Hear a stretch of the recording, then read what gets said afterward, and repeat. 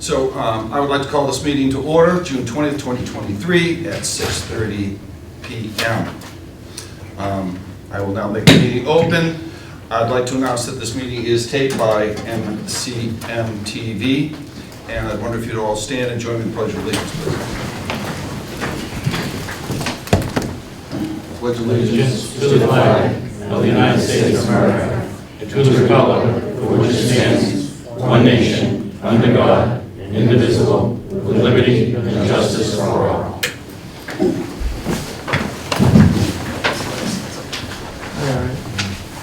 We rarely have this many people in, so you can see the agenda is pretty full this evening, so if we could keep our comments succinct so we can keep them, would be great. I'd like to recognize at this time the Town Administrator for his report. Thank you, Mr. Chairman. My weekly call to WATD to talk about issues. Had a meeting with Good Energy. Good Energy is our consultant that deals with aggregate electric to start to look at cost as we're about 6 months out from the next change in price. Bi-weekly meeting with DPW, the general contractor and consultant, to review the progress on the project. They're still looking at a substantial completion date, second week of August. DPW collective bargaining with AFSCME, union members, and Labor Council. Attended Eric Morgan with the board. We attended Eric's pinning ceremony as the new lieutenant at the Marshfield Fire Department. Meeting with Fred Russell, our facility director, to review status of the dog park. Fence is being installed. Anyone that goes by, they will see that the fence is being installed. Took a while for the fence company to get the necessary poles, as Stephen knows. It's been crazy. Meeting and discussion with NextGrid, Fred Russell, Matt Parent, and Aaron Kulig of NextGrid regarding the installation of roof PVs at 965 Plain Street, which is DPW. Meeting with Fire Chief and Labor Council to begin collective bargaining, rules of engagement for fire negotiations. Phone interview with public relations firm that's helping Marshfield Food Pantry, assessing what they do good, what they could improve on. They're looking for additional space, maybe a second location, etc. Weekly budget meeting review with Lisa Clark and Ann Bastille to review end-of-year procedures, closeout process, etc. And munis status. Meeting with Danielle Kerrigan, our HR director, to review some personnel issues at the Board of Health and some interviews coming up for the assistant director. Meeting with Fred Russell to review town projects. DPW, the dog park, 255 Furnace, that is the new pre-K, which will be ready, and students will be going there in September. Work on the GAR Hall, which is where the North River Art Society is located, the Webster Estate, and dealing with police landscaping, I know, which is driving the chief crazy on the look of the building. He's for years had the best landscape-looking public building in the town, and we want to restore it to that, so we're going to get that straightened out. Meeting with Danielle, HR director, to review some other personnel issues, social media policies, COVID nurses, training session for our boards and commission, and sick time policy. Participated in a solar meter meeting with Fred Russell, Matt Parent, and Alan Kulik, and we also talked about school roofs and necessary repairs prior to putting on the PV photovoltaics on the roof. Meeting with Lisa Clark to discuss S&P call.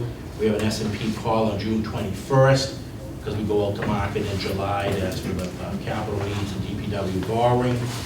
And I'll be talking about some of the things that they'll be interested in is beach nourishment, development issues in town, seawalls, and capital improvements. And that is my town administrator report, Mr. Chairman. Thank you, Mr. Administrator. 6:35, you have 6:35. Our first issue here is we have the chief, Captain.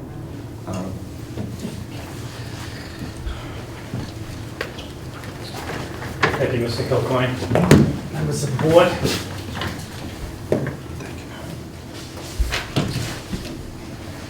Okay, the reason I'm here tonight is to celebrate one of Marshfield's youth members, Charlotte Hood. She's sitting in the back here with the flowers. Is a sophomore at Marshfield High School, an employee in the food service department at the Village of Proprietors Green. On Sunday, May 28, 2023, during her work shift, Charlotte encountered a resident outside of her regular routine. Charlotte observed the resident not acting appropriately, and without any hesitation, she smartly prompted coworkers to call 911. The resident was transported by the Marshfield Fire Department to South Shore Hospital. Captain Bacuzzo was working that night, and he brought this to my attention, which is our standard policy. In this situation, time is the most critical component in the recognition and treatment of any acute illness or injury. Charlotte's attentiveness and quick action is a great example of a young person willing to speak up when another human being needs help. And I think it's a great lesson for adults also, that when something looks wrong, it's probably wrong, and to let somebody know and or call 911 yourself. It's just a perfect example of how that 911 system works so smoothly. Early recognition is key. The patient, the resident, she believed was having stroke-like symptoms, and just some common symptoms for stroke that everyone should be aware of. Numbness or weakness in the face, arm, or leg, especially on one side of the body. Confusion or trouble speaking or understanding. Trouble seeing in one or both eyes, trouble walking, dizziness, or problems with balance. Severe headache with no known cause. So it is a common thing. Early recognition is huge. Charlotte did exactly that. She brought it to somebody's attention when others would have probably walked the other way and gone about their way, and gone about their day, gone about their work. And I know, like I said, it's difficult coming out and saying things that could potentially create a lot of attention. Number one, for yourself and for the resident. And when the fire and police all show up, it's a big to-do. But you absolutely did the right thing. We don't want to discourage other people from doing what she did. It's the right thing to do. So I'm here tonight to recognize her for that good deed.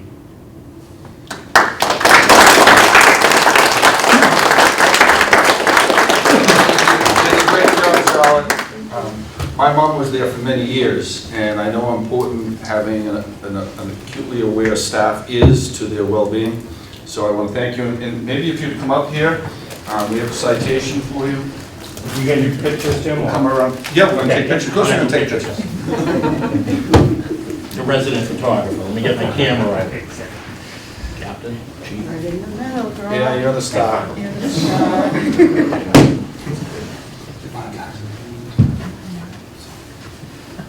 Sorry. All right, so you get to hold this. You did a great job. Okay, on the count of three. 1, 2, 3. Take the cup. Perfect.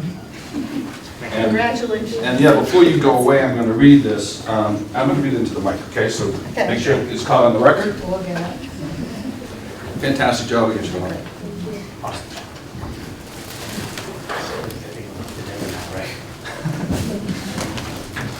As a Commonwealth of Massachusetts, Town of Marshfield, presented by the Select Board, to Charlotte Hood, we hereby honor and thank you for your attentiveness and quick action in recognizing a resident in need and alerting your coworkers to dial 911.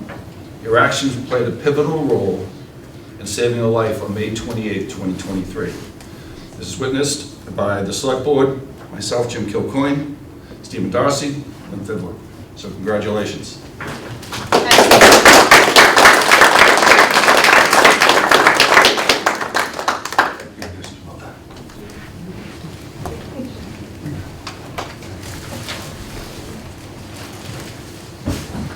I think next on the agenda is Chief DeMaris.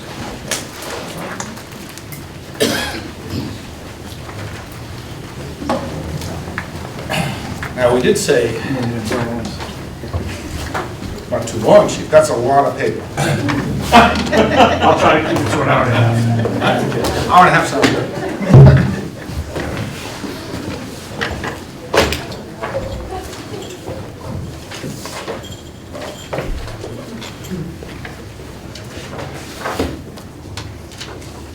Well, I'd like to thank the board for the opportunity to come before you to give you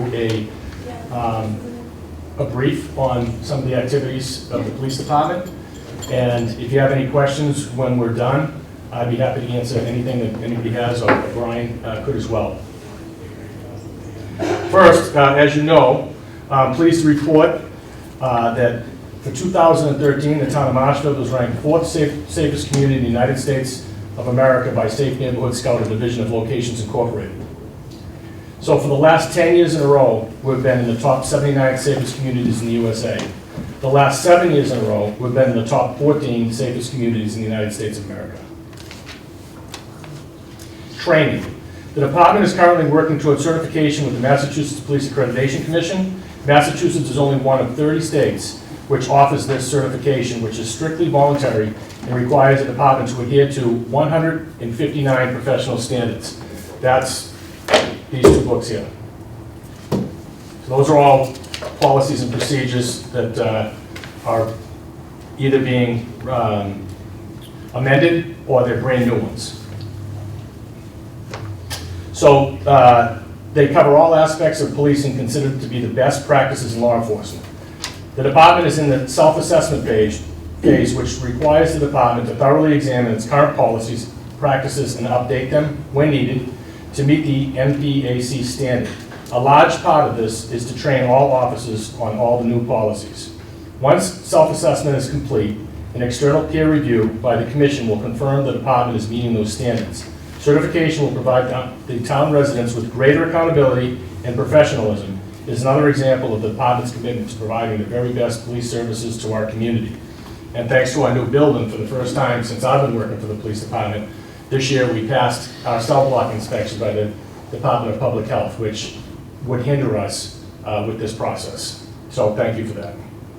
Unfunded mandates. In 2020, the Massachusetts Peace Officer Standards and Training Commission, Post C, was established to provide justice, equality, and accountability in law enforcement. Post C responsibilities include oversight of complaints and disciplinary issues, the establishment of minimum standards for employment, and certifying that current officers meet those standards. The department has diligently fulfilled every Post C requirement and in accordance with the schedule established by Post C. 1/3 of the department's officers have already been completed. The certification process for the next third will be done tomorrow. Additionally, officers are subject to a lot of new training required by law and not funded. Additionally, all officers completed the annual in-service training. On a regular basis, a routine basis, we review every use of force. We monitor every single time any type of force is used beyond compliant handcuffing. The use of force team meets and reviews every case to determine if they acted within the law and policies and procedures. Sergeant Tingley will give you a brief overview of that. So I'm going to pass out as our PowerPoint and paper form. Thank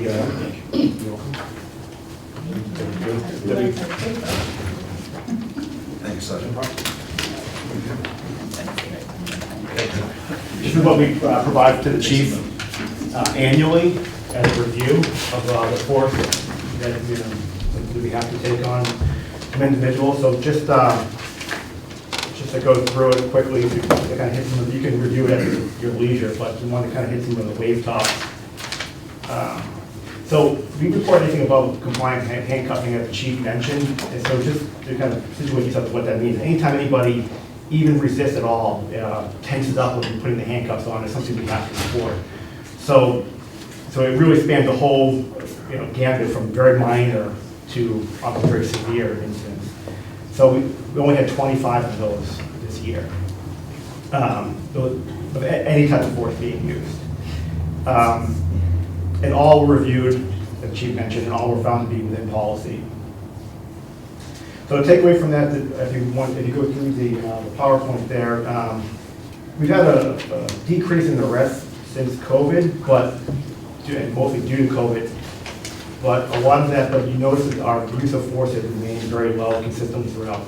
So the takeaway from that, in my opinion, is that there are just some people in society that cannot be de-escalated. That we have that eventually, usually drugs or alcohol are involved, but force is some level of force is necessary to take them into custody.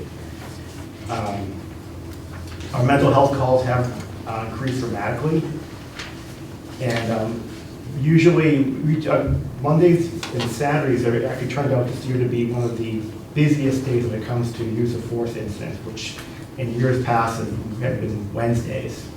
Yeah. It was always Wednesday. It had always been Wednesday. I don't know, maybe people are enjoying the good weather and weekends are more important to go out on the weekends now. It's Saturday now? Saturday and Mondays and I Saturdays. gotta so. catch up to where you are. Monday Night Football. Yeah, Monday. That's it.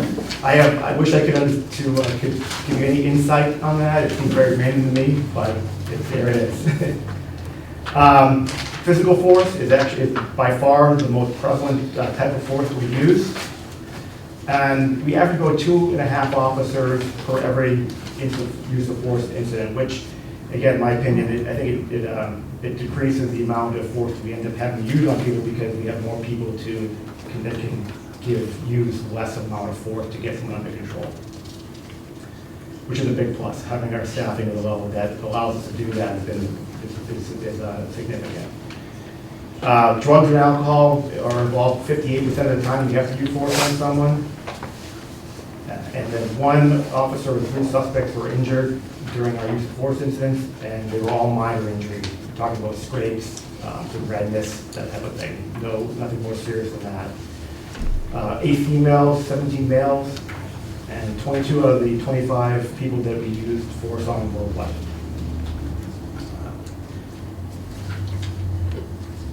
What, on that last, I just want to make a note that on that last, on the number of people, the race and the sex involved, those numbers are, if you add them up, are one off. We had 1 person, 1 white male that we had to use force on in 2 separate incidents, so there's a little bit of double counting going on there. But other than that, pending the questions. I think we'll hold those to the end, if that's okay, Mr. Chairman. Okay. In regards to court, due to the backlog of court cases during COVID, we are seeing an increase in summonses for officers to attend court cases, sometimes that are years old. And currently, we're working with the DA's office on 2 separate murder cases involving 3 victims. In regards to our evidence and property room, this is an area where a lot of police departments in the past have got themselves in some real problems with drugs, money, guns. So we stay on top of that. There's only 2 people that have access to our evidence room. And before the move into the new station in April of 2022, we hired Pomeroy Resources Incorporated to perform a full on-site evidence and property review and inventory audit. After moving into the new station, we had another audit conducted in May of 2023. All audits revealed a well-organized system with very competent evidence personnel. So I was pleased to hear that. You want to just highlight a couple of things with the... Sure, absolutely. So I'm in charge of evidence. We do 5 inspections per year to get us to the point where we can have such great review. So we have 2 announced, 1 unannounced by the chief, an internal audit we do, and also there'd be the external audit that the chief just mentioned. So that's part of the reason why we're able to keep on top of all this. And just as a side note, we also operate the prescription drug take-back program. And to date, since the inception of the program, we've taken back 2,723 pounds of prescription drugs, so just over 1 ton of drugs, prescription drugs, have been taken off the streets. It could have been either flushed down the drain, or children could have gotten a hold of. Thank you. Under de-escalation, under post, officers are required to spend significantly longer periods of time on scene, exhausting all options to de-escalate situations. There's been a large increase in the amount of mental health cases we are responding to and requiring spending more time on scene and with follow-up services. The Marshfield Police Department is involved with the PCO Hub. The Hub is a partnership with Plymouth County Outreach, which provides behavioral health services to residents of Plymouth County. The Hub brings together law enforcement, mental health professionals, and other necessary resources to provide services for Plymouth County residents who are dealing with mental health issues.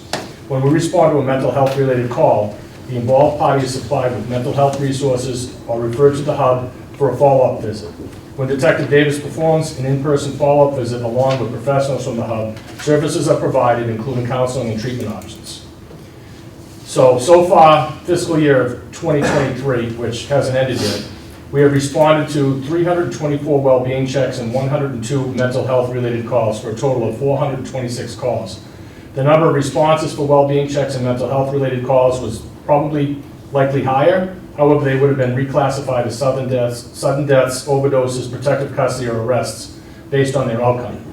At the conclusion of fiscal year 23, we'll have more accurate numbers for a full year of tracking the mental health calls. Detective Greg Davis and Sergeant Liam Rooney are involved with the Plymouth County Outreach PCO, which is a collaboration of 27 municipal police departments in Plymouth County. We work together to make treatment available to residents dealing with substance abuse issues and provide support to their families. When a person overdoses in Marshfield, or a Marshfield resident overdoses in another town, we coordinate with the Plymouth County Outreach and prepare an in-person outreach visit at their home. During the visit, Detective Davis arrives in plain clothes along with an outreach specialist. They offer treatment to the victim and also provide information on how to seek help at a later time if they decline treatment during the visit. They also are provided Narcan kits and harm reduction kits when necessary. Now, a new addition to our team, who I'm very proud to bring here tonight, is Jenna Cohen. She's here with me now. She's a licensed social worker. We were fortunate to have her salary paid for by a recurring grant. She has been a tremendous asset to our team and has helped lots of residents already. Sergeant Tingley can give you a brief overview on that. So back in 2021, we first started trying to acquire a clinician in a co-response mode after the police reform bill, and de-escalation and finding an alternative to de-escalate people was a big part of that. So it's been a little bit of a long road, but we're here now, and we're very excited to have her on board. So we work with Advocate, which is a private company that specializes in this type of work. They have a very successful co-response program where we partner up the clinician with the law enforcement, police officer that go out and they do it on the spot, de-escalation and crisis management and referrals and what have you. So with Jenna, she got a bachelor's in science and social work. She got a master's in social work. She got certifications in therapeutic crisis intervention, crisis prevention and intervention, first aid and CPR, and handover care. And she actually grew up in Marshfield, so that's a real bonus for us as well. Have someone local, knows the town, knows the community. So far, she's conducted 10 full evaluations. She's only been on the job since May 8th, so a little over, it's about 2 months. She's done 10 full evaluations, 19 follow-ups with at-risk people, and diverted 5 people away from unnecessary hospitalization. A couple of the calls she's been on, her first day, she dealt with an agitated male under the influence, was violent, was shooting a BB gun, making threats. She was able to engage with that person. She was experiencing a psychiatric crisis, excessive substance abuse. She was able to section him, and then added on to that, after his inpatient stay, she connected with a psychiatrist and a therapist, and now he's successfully living in a sober home. So just one example of the kind of the impact she's having on our department, the town. She'll go out on patrol with us. She has a bullet-resistant vest. She's been absolutely outstanding. Well, thank you. Glad to be here. In regards to beach patrols, last year we had reports of out-of-town kids causing trouble at Green Harbor Beach. This beach is very busy and requires a constant police presence to reduce and prevent the number of complaints and problems. Officers are assigned to patrol all of our beaches to keep them safe. This patrol is around the clock, both day and night. Our active shooter training. The Massachusetts Police Chiefs Association released a 114-page school security and best practice guide. That's this huge document right here. So, in response, we created a new active shooter policy that calls for new procedures on how to enter warm zones with a rescue team consisting of both police officers and firefighters. This was designed to save more lives by treating victims while the contact team locates and treats stops the threat. Each officer will soon finish 16 hours of training on the new policies. And in addition to that, we've got the 3 school resource officers that are working full-time in our schools, and they've been doing a tremendous job. That's a credit to them as well. In regards to parades and major events, as a result of lessons learned around the country, there is a need to increase safety and security during these events. This results in more officers and plans developed to minimize the result of a bad actor. We have been meeting routinely since February for the planning of Levitate Music Festival. We believe if it's predictable, it's preventable. And it's also been approximately 1 year now that another new member of the department, K9 Fox, joined us, and he's been a great addition as well. So in conclusion, the Marshfield Police Department has been long in the front of the curve when it comes to developing and implementation of police policies and procedures designed to protect the health, safety, and welfare of the citizens we protect. We thoroughly embrace the 6 pillars of the principles embodied in the final report of the President's Task Force on 21st Century Policing and remain committed to professional conduct, democratic policing, and procedural justice for all people. Additionally, we voluntarily joined the National Use of Force database run by the FBI. We will continue to work on and make a priority the following 9 areas. They are the cornerstones of our professional success. The 9 areas are: 1, progress and performance on our annual goals and objectives; 2, budgetary and financial administration; 3, personnel administration; 4, supervisory/leadership; 5, staff development and training; 6, public relations; 7, employee and labor relations; 8, policy execution; and 9, interaction with the board, the select board, the town administrator, as well as other governmental officials, departments, boards, and committees. So at this time, I'd just like to thank the select board and the town administrator for this full support of our department, making it possible to deliver the best police services. Thank you. Thank you, Chief, for the update. I think the results of the department speak for themselves. I mean, professionalism is very, very important, and your department definitely exhibits that. You know, I personally, I'm a big believer in the development and the adherence to a strong policy and procedure. It really gives everyone guidelines on how to work and what works best. And then you train until it becomes second nature, because a lot of things that you're faced with are not normal human reactions. You have to have the mental control over that. And so I applaud your training, and I applaud your team and their accomplishments. Thank you. Thank you.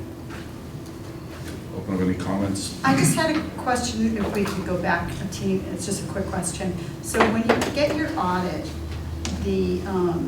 are they unannounced for the external audit? Do they just, I'm just curious. They're, Because that- we have to schedule that with the I outside was company. gonna say, Yeah. that would be a lot for you to see. It would be. Yeah, that would be a Well, lot. the chief does, he can and does, ask me to audit, so that's unexpected. It takes a lot of time, so it has to be scheduled. I would Every single say piece so. of evidence and property has to be It's a proper place, and, yeah, excellent. Okay. As you know, I'm a fan of everything that you do, and I know that you have a big job between our beaches and our different events we have at the fair, and just the change in the summer folks coming in, and our numbers increasing, and I speak for myself, my family, and everybody in town. I think that we're proud of you and appreciate the work you do, so, Thank you. thank you. Chief, could you break down the criteria for being ranked as one of the safest communities in the country? Because I know it's not because there's no crime in Marshfield. There's a lot of good work that you guys do that help us get to that point. Sure. Safe Neighborhood Scout, the Division of Locations Incorporated, is a national real estate company, and they gather information to determine what communities have the best school systems, what are the safest places to live, what are the most dangerous places to live, so that when you're making a choice to move, you can do your research. So the information that they get to rank us is derived from the FBI raw crime data from the UCR reports that they analyze violent crimes and property crimes, and then they come up with a formula per 1,000 residents. So they study every community that has a population of 25,000 or more. So we have fortunately been at the top of the list of safest as a result of that. You're welcome. I just have one final thing. Kudos to you, because that's a big thing, getting in a police car and going off and doing the job you were trained to do, so. Thank you. They make it easy. I know, and they certainly do, so I just wanted to add that. Thank you, I appreciate that. Yes, I was amiss in that. Welcome. Yeah. Thank you. Any other questions, comments from the board? Any questions, comments of us? No, just thank you for the support. You, obviously, we couldn't do it without you understanding our needs and our budget and all of that, so thank you. Thank you all for coming in. Appreciate it. Thank you. Have a safe summer. Great update. Yeah, definitely safe summer. I think next on the agenda, we have some Marshfield High School graduates. Thank you. Good luck. See you, Chief. That might be waiting outside. We have Bridget Daly, Sadie Rose Elwood, Hi, ladies. Elizabeth Jane Curran, How and are Carol you? Ann Brown. Welcome. The ladies. Take seats right there. Yeah. Couple Just chairs over. relax. Sit in the big chairs.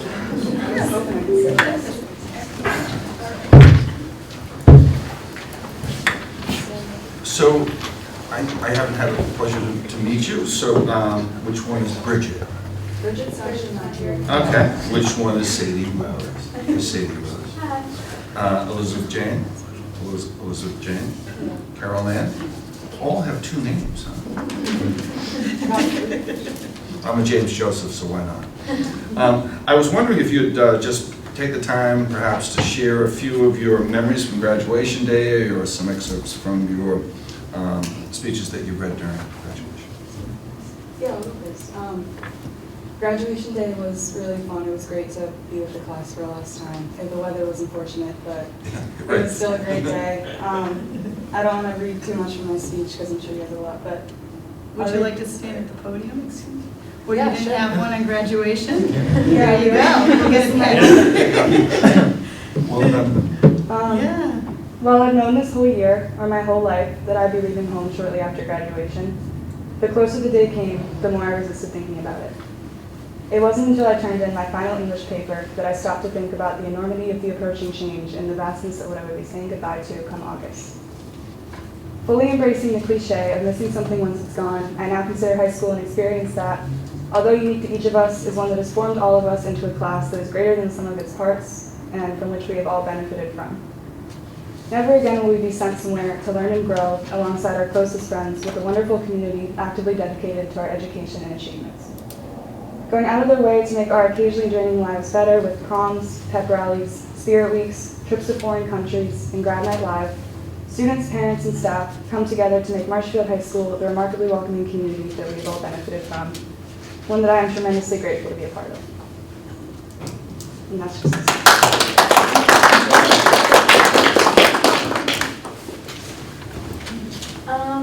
Yeah, it was, graduation was, I don't really want to go. I didn't either. Graduation was fun. I mean, the weather was like tough, but it didn't really impact like the message of the day and like our whole class being able to get together. But I might be biased because we did get to go into the box, which had heat, so. And then a little excerpt from my speech was, although the reason I stand up here today is because of grades, I'm proud to say that my time here wasn't defined by academics, but by friendship. Looking back, there isn't a single English project or math test that is nearly as important to me as the people I've been lucky enough to spend the last 4 years with. From dancing the night away at prom to waking up at the crack of dawn for senior sunrise, and even barbecuing in the junior loft during senior week, my favorite memories have always been with my entire class there. But what I've realized is that it's not just the big, flashy events that have made a lasting impact on me. It's every classroom bond, hallway hello, and unlikely acquaintance that has made my time here truly special. High school is not easy for anyone, but my classmates, teammates, and above all, friends have made every second worth it.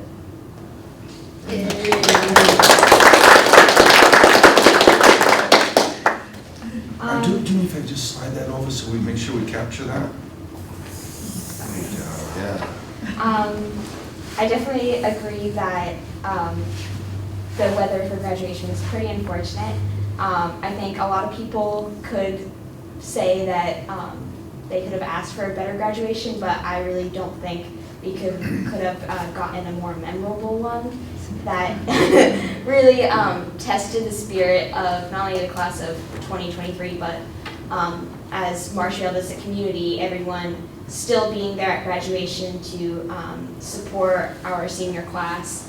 And I think it just really showed how resilient our community is, how everyone was still very, very peppy, very supportive, especially our class president, Joe Mammon, when he, got a rally going for us to go up to the little like announcement box.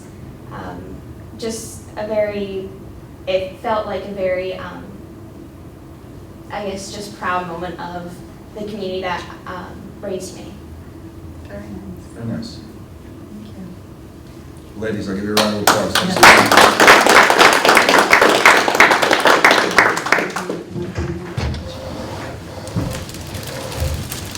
Then we'll do a photo. Hey, girls. Yeah. So Michael and I were on the field. I just We wanted were to pretty say, we were so cold. I graduated in '81, but as memorable, holy smoke, that was one of the most memorable days. And I think Michael will agree. Most definitely. And when you were marching up and Joe finally got you up and moving and climbing I'll never forget it. So we're all from Marshfield and I'm just very proud of you for doing that. Come on up. So here, Thank you so much. yes, We'll get a and good photo. luck as you go You're welcome. forward. Come on and put the stars in the Michael, middle come on, you were here. there in the cold. You guys ready? I'll take it. Yeah. Yeah, we can try to bring it to her. I know where she is. Yeah.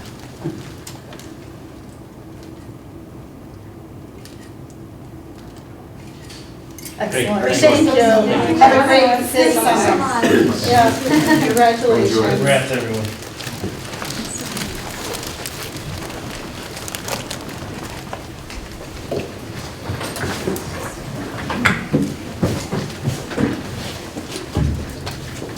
Next, without further ado, I guess together they're up.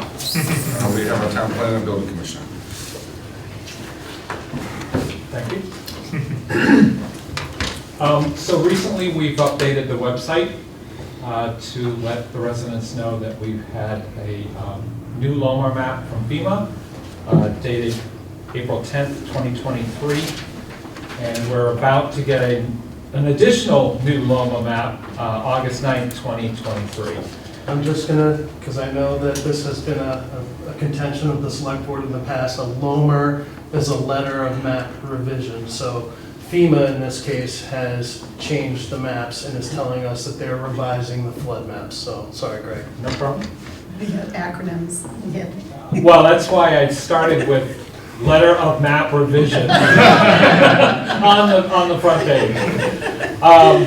So the April 10th one affected 36 properties with 29 properties coming out, which is good news, but unfortunately 7 properties came in, and they were all concentrated in the Ferry Hill area down by Hummerock. The August 9th Walmart will have 5 properties all coming out. So this first one is the official document that we got, and you can see on the left you have all the different maps that were affected. It gives you the county, etc. Unfortunately, the issuance date is up on the top, so you can't see it because of the zoom bar. The details are properties in green are the ones that were coming out, 29 homes. The 7 homes that were coming in are identified in the pink color.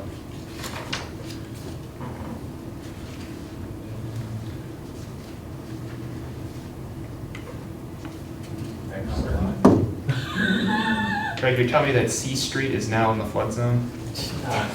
Yes, yes, shocking news. Now we go. All right, so there's the properties, White's Ferry Landing, C Street, Ferry Street, and 4 Ireland Road. And on the map, so this was the original map, and then you can see the lighter shade that is affecting the new properties, so that's why those were added. There are a couple of properties on the map that are just touched the corner, but unfortunately with FEMA, if any part of the main structure touches, it is deemed in the flood map.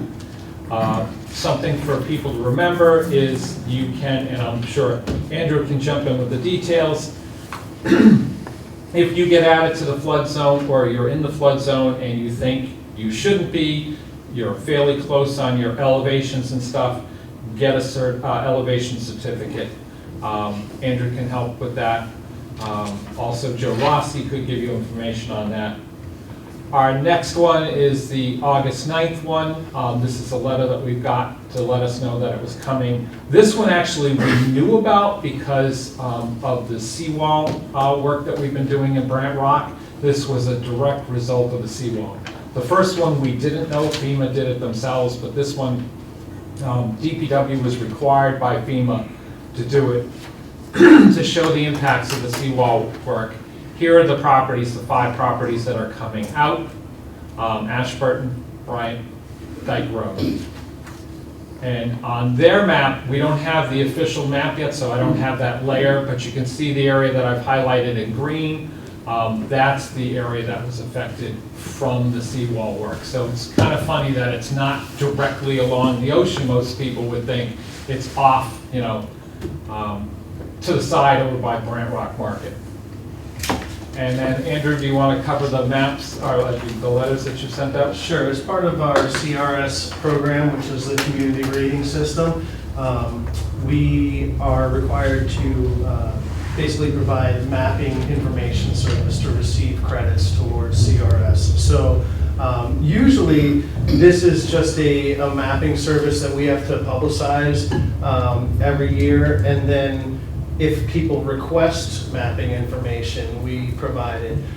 In this case, we kind of go a little bit above and beyond, and when there's a change and properties are affected, we voluntarily send out this information. So we're sending them a letter to notify them if they've been placed in or taken out of a flood zone, and then we're doing what we call a JOT form, which is our service that we use, which is basically a service that kind of keeps a record of all these map inquiries so that we can give it to the CRS program during our audit. So this is the map request. So we're doing this for all the properties that are in and out. So basically they can take this letter and this map information form and bring it to their insurance company or their mortgage company to say either, hey, we now need to add flood insurance to our policy, or we can take flood insurance off based on this information. And if anybody needs additional information, they can either contact Andrew or I, and we will help them out. And we do have the revised map online already for the April 10th version. Yeah, the currently active and currently effective maps are all Already online. up to date with our GIS system. Thank you both very much for coming in, updating us. Oh, we will have to bring these to town meeting, the map Oh, that was changes. my- So Map changes to town we meeting. will be doing that probably this fall town meeting Okay, that's great. as a change. So we'll have the most up-to-date on the zoning as well. So can I just ask you briefly, what's, for those that wouldn't be aware of what's coming in front of us for town meeting, what is the process to get it to town meeting? What does it mean as far as the mapping, and what are they going to say? So to get on, first you'd get an article on the warrant. Yep. So the planning board would submit the article to revise the flood map reference on the zoning bylaw on Article 15 to include these 2 new dates. And that's all we have to do. We don't have to have a map voted on at town meeting or anything, because FEMA already produces the map and it's just a reference. And we sorry. And in the bylaw, instead of referencing just the current FEMA map, we actually reference the actual map information on So what's the 30515, whatever it is. the revised. Yeah. Okay. So the planning board would then, once it's on the warrant, the planning board would hold a public hearing on that. Then it goes for the selectmen and the advisory boards to also vote on it, and then it goes to town meeting. That is still what we would call a standard zoning article, so that requires 2/3 vote. Okay. The reason I bring that up is because under the MBTA communities changes, if it was related to housing or production of housing in the future, you only need a 51% vote for zoning changes for housing purposes. And that's a discussion for another day. Another day. We will get there. Good, thank you. Fantastic. Well, thank you both for coming in. I do appreciate the opportunity. Thank you. Thank you. Have a nice night. Just check my time here. 7:16. So we're at 7:15. Health Circle update. Mr. Westwood.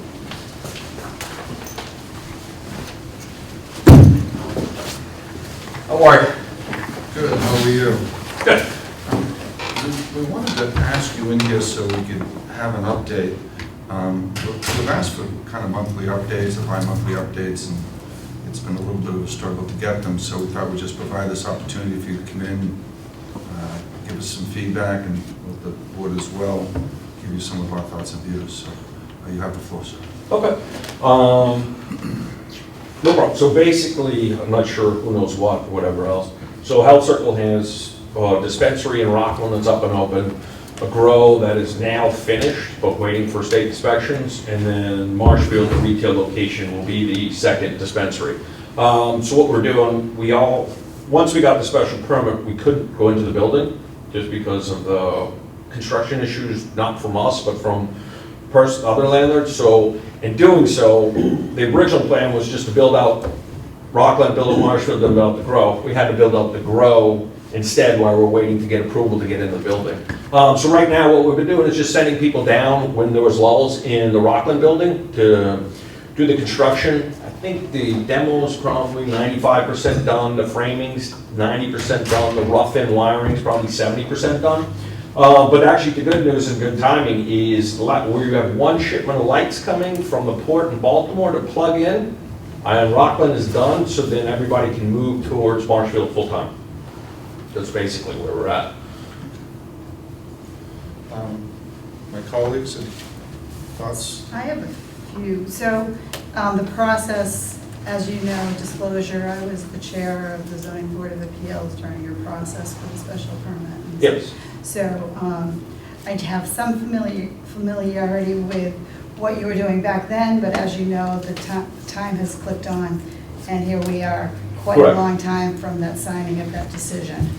I know that COVID played a part in your extension, and I'd like to understand what you have done in the building to bring us up to speed on your intentions and building permits and where all of that stands before I ask you any other questions, or perhaps the board asks you. Okay, no problem. The building's already been designed, mechanical, electricals, everything that was done, as you know, a long time ago. The outside of the building, all we got to do is put up a barrier and a couple rocks, so that's basically done as well. That shouldn't take long at all. Yeah, from the outside standpoint, there's going to be a wooden guardrail that's put in that separates from Stellwagen to where we are, and then there's some rocks, some boulders. There was going to be a fence and a couple other things, but that got taken out, and it was determined to have some type of guardrail between the two. Right, so on the inside, what you'll see is the building's demoed. All the studs, so the issue with the studs, they go floor to ceiling, and it's a 28-foot ceiling. Those were a pain to get during COVID. But those are up and in, the building's been demoed, the electricians have been roughing in the electrician. So from there, we're just moving the crews down from once they leave Rockland to go to Marshfield, and there's no place, they'll build that out fully. And I mean, as far as time frame, end of the year? Probably before they move it. Yeah. It's more a function of myself doing two projects at the same time. I don't have unlimited cash, so we've been trying to like pay for Peter to pay Paul kind of thing. So once we got Rockland up and going, that's been helpful for the construction. So that's kind of where we are right now. Okay, I'd like to just, so that's where you stand right now. So Yep. the interior is pretty much an open slate. You've got Yeah, a lot well, of work to do. I recall the frame and the interior Yeah. areas that you had presented in zoning. So Yep. since I bring up zoning, I understand that you have an existing permit. Can you share with the board where you stand with zoning and Yes, so- what's going on there? Yep, so Kevin came by, so we got a permit. Brian? Brian Murphy, right? Is it Oh, yeah, Brian. Sorry. So I talked to Brian today, obviously Okay. started getting ready for this meeting Friday or whatever. So we had a special permit that was issued probably two and a half years ago. We got one extension on that. The other extension was up in May. We did not put in for it, which is, I can blame nobody but myself. It's my company. I screwed up. So then I would have to reapply for that special permit, as far as I know, unless somebody tells me different. That I don't know. That would be the case. Do you mind if I ask Michael, Chair? No. For a couple of questions? No, please go ahead. So could you explain to us and Michael and Mr. Wilson? Let's go, yeah. We've known each other long enough. There were a lot of meetings that we were back and forth. Yeah. Can you explain to him with the host agreement and how that works, where the zoning, now they have to start from scratch? Sure, absolutely. Thank you. So, just so that everyone's on the same page, so when Mr. Westwood came before the board back in 2018, I believe it was 5 years ago, signed a host agreement. The host agreement goes into effect once they open. That's still in effect. What's not in effect right now is Mr. Westwood's gonna have to reapply to the ZBA. So the ZBA permit and ability to extend that, I think, went out May 24th. I don't have my date in front of me, but it's there about. No, I looked it up today. Right, May 24th. If Mr. Westwood, he would have had the opportunity to send a letter to the ZBA and ask them for an extension. But now, because that date eclipsed, then he has to begin the process all over again. I talked to the chair, that could be, 90 days, maybe something like that, maybe a little longer to get that process going, but they'll need the special permit from the ZBA. Stephen, any thoughts, comments? No.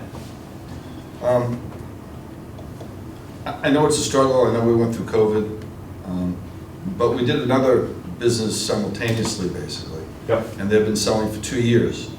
And so that means Marshfield citizens in their tax base have lost 2 years' worth of host agreement revenue. So one of our biggest responsibilities is financial. Yep. So I would say I am disappointed that you were not able to achieve that, yet somebody else was. And I understand lots of times there are extenuating circumstances, but we're not even kind of close. Yep. So I would say I am disappointed that it's taken so long, and I know, but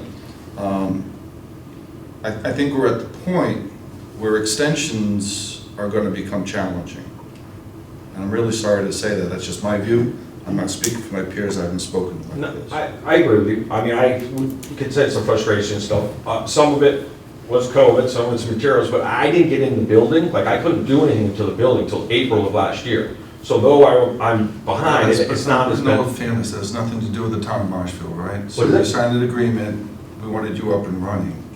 So I Okay. understand. Yeah. As I said, there are things, but I think I'm at the point where I'm saying, okay, this needs to really giddy up as one option. Or another option is the board might say that, we've gone long enough and we're going to just, maybe part ways and move forward in a different direction. So I think those are, if we put it in a nutshell, are kind of the two things in front of us. So I don't know if either of you have any thoughts or views on what I've just brought up. Build on that, not build on it, give your thoughts.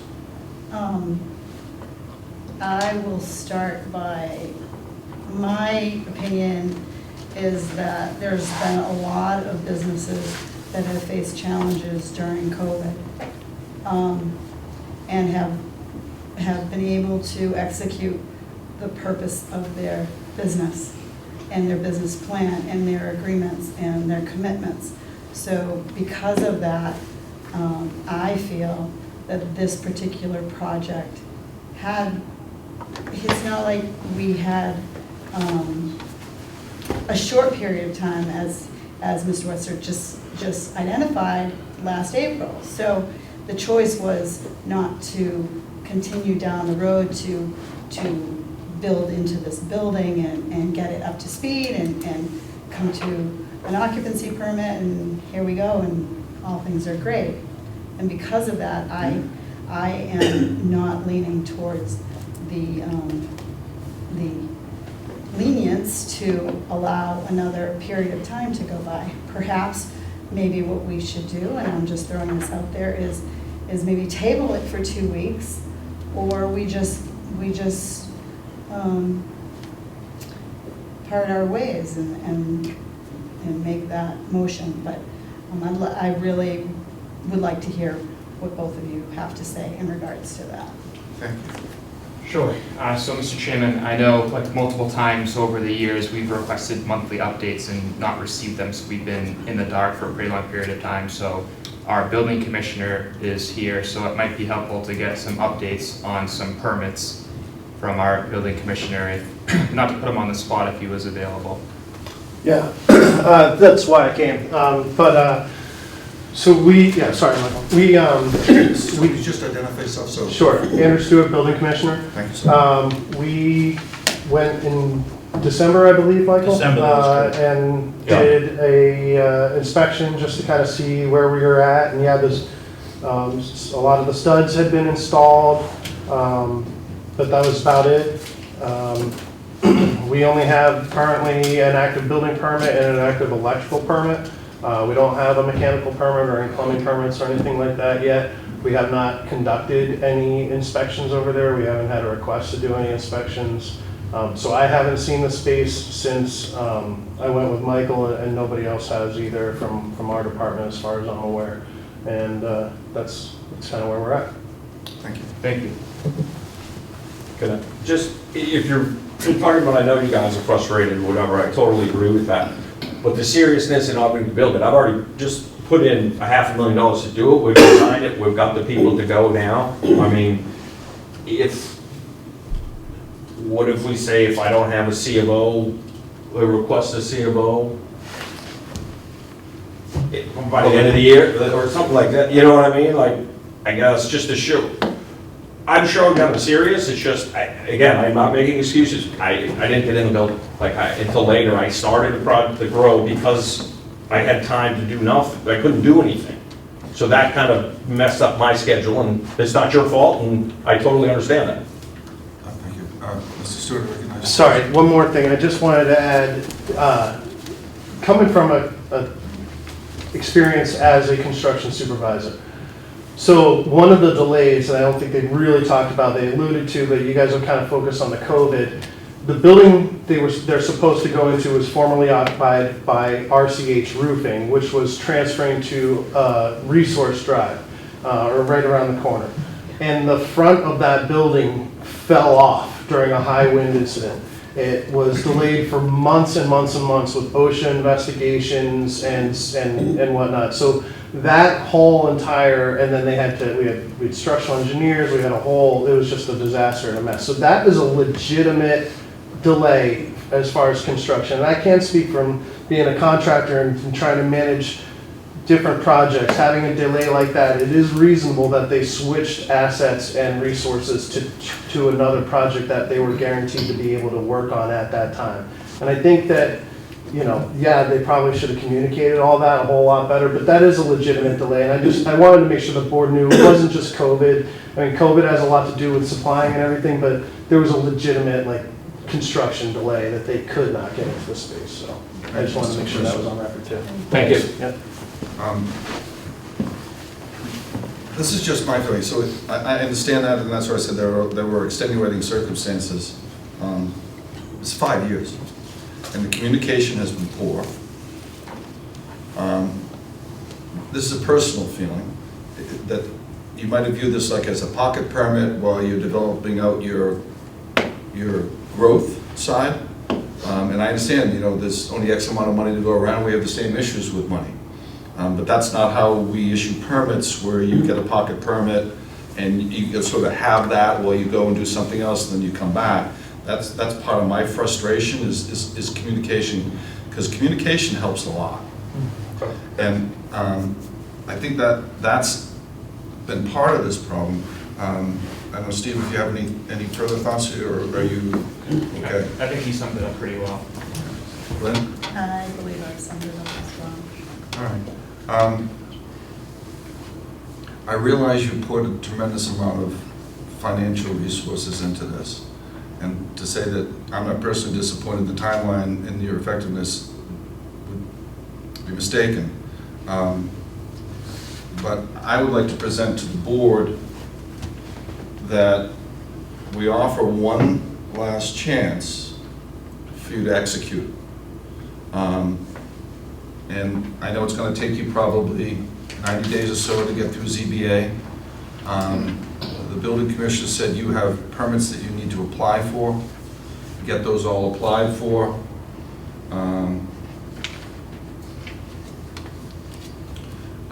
And come with a plan, a monthly update plan to us. And within 6 months, everything be done.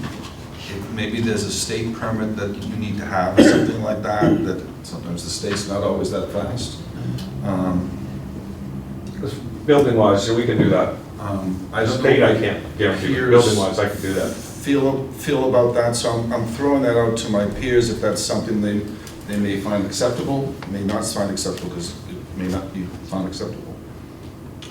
I would favor tabling a decision until our next meeting, Mr. Chairman. I think that having a total understanding of the process and what the scope of work is that you need to accomplish to meet your Set goal. agreement and your set goals, and perhaps we could have that in a month, or I'm just throwing this out there, and understanding that would give you a month to present to the board exactly what your path is, and we'll cut to the chase, understand it, evaluate, will give us a little bit more time now that you've had an opportunity to present in front of the board, and perhaps at that next meeting, we part our ways, or perhaps we find a solution that's amicable to the town and to get a successful business in there.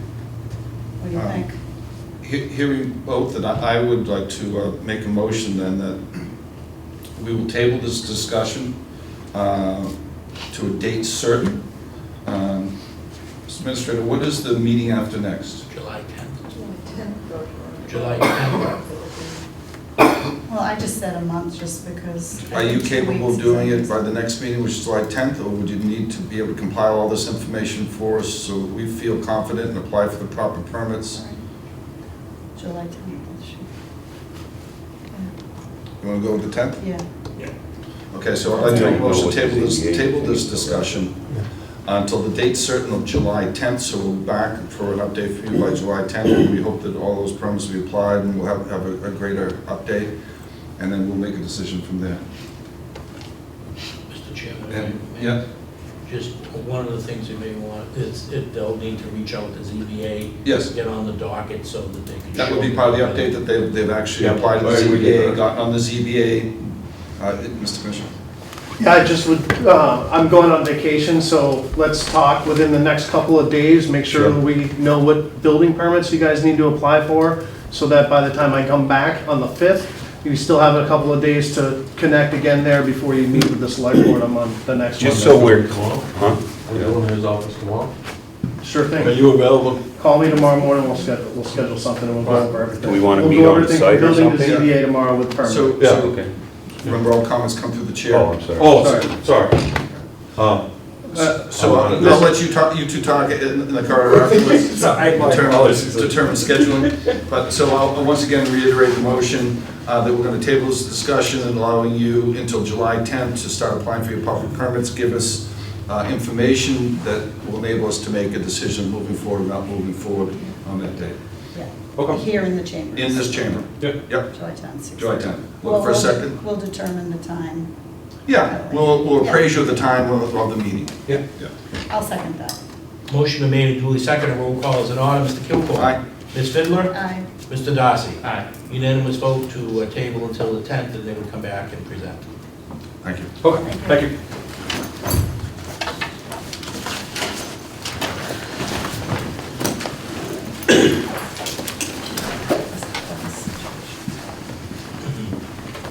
Too many glasses. I had to say that, doctor. So, Steve, Steve, you're really good at this. Yes, I'm ready to go.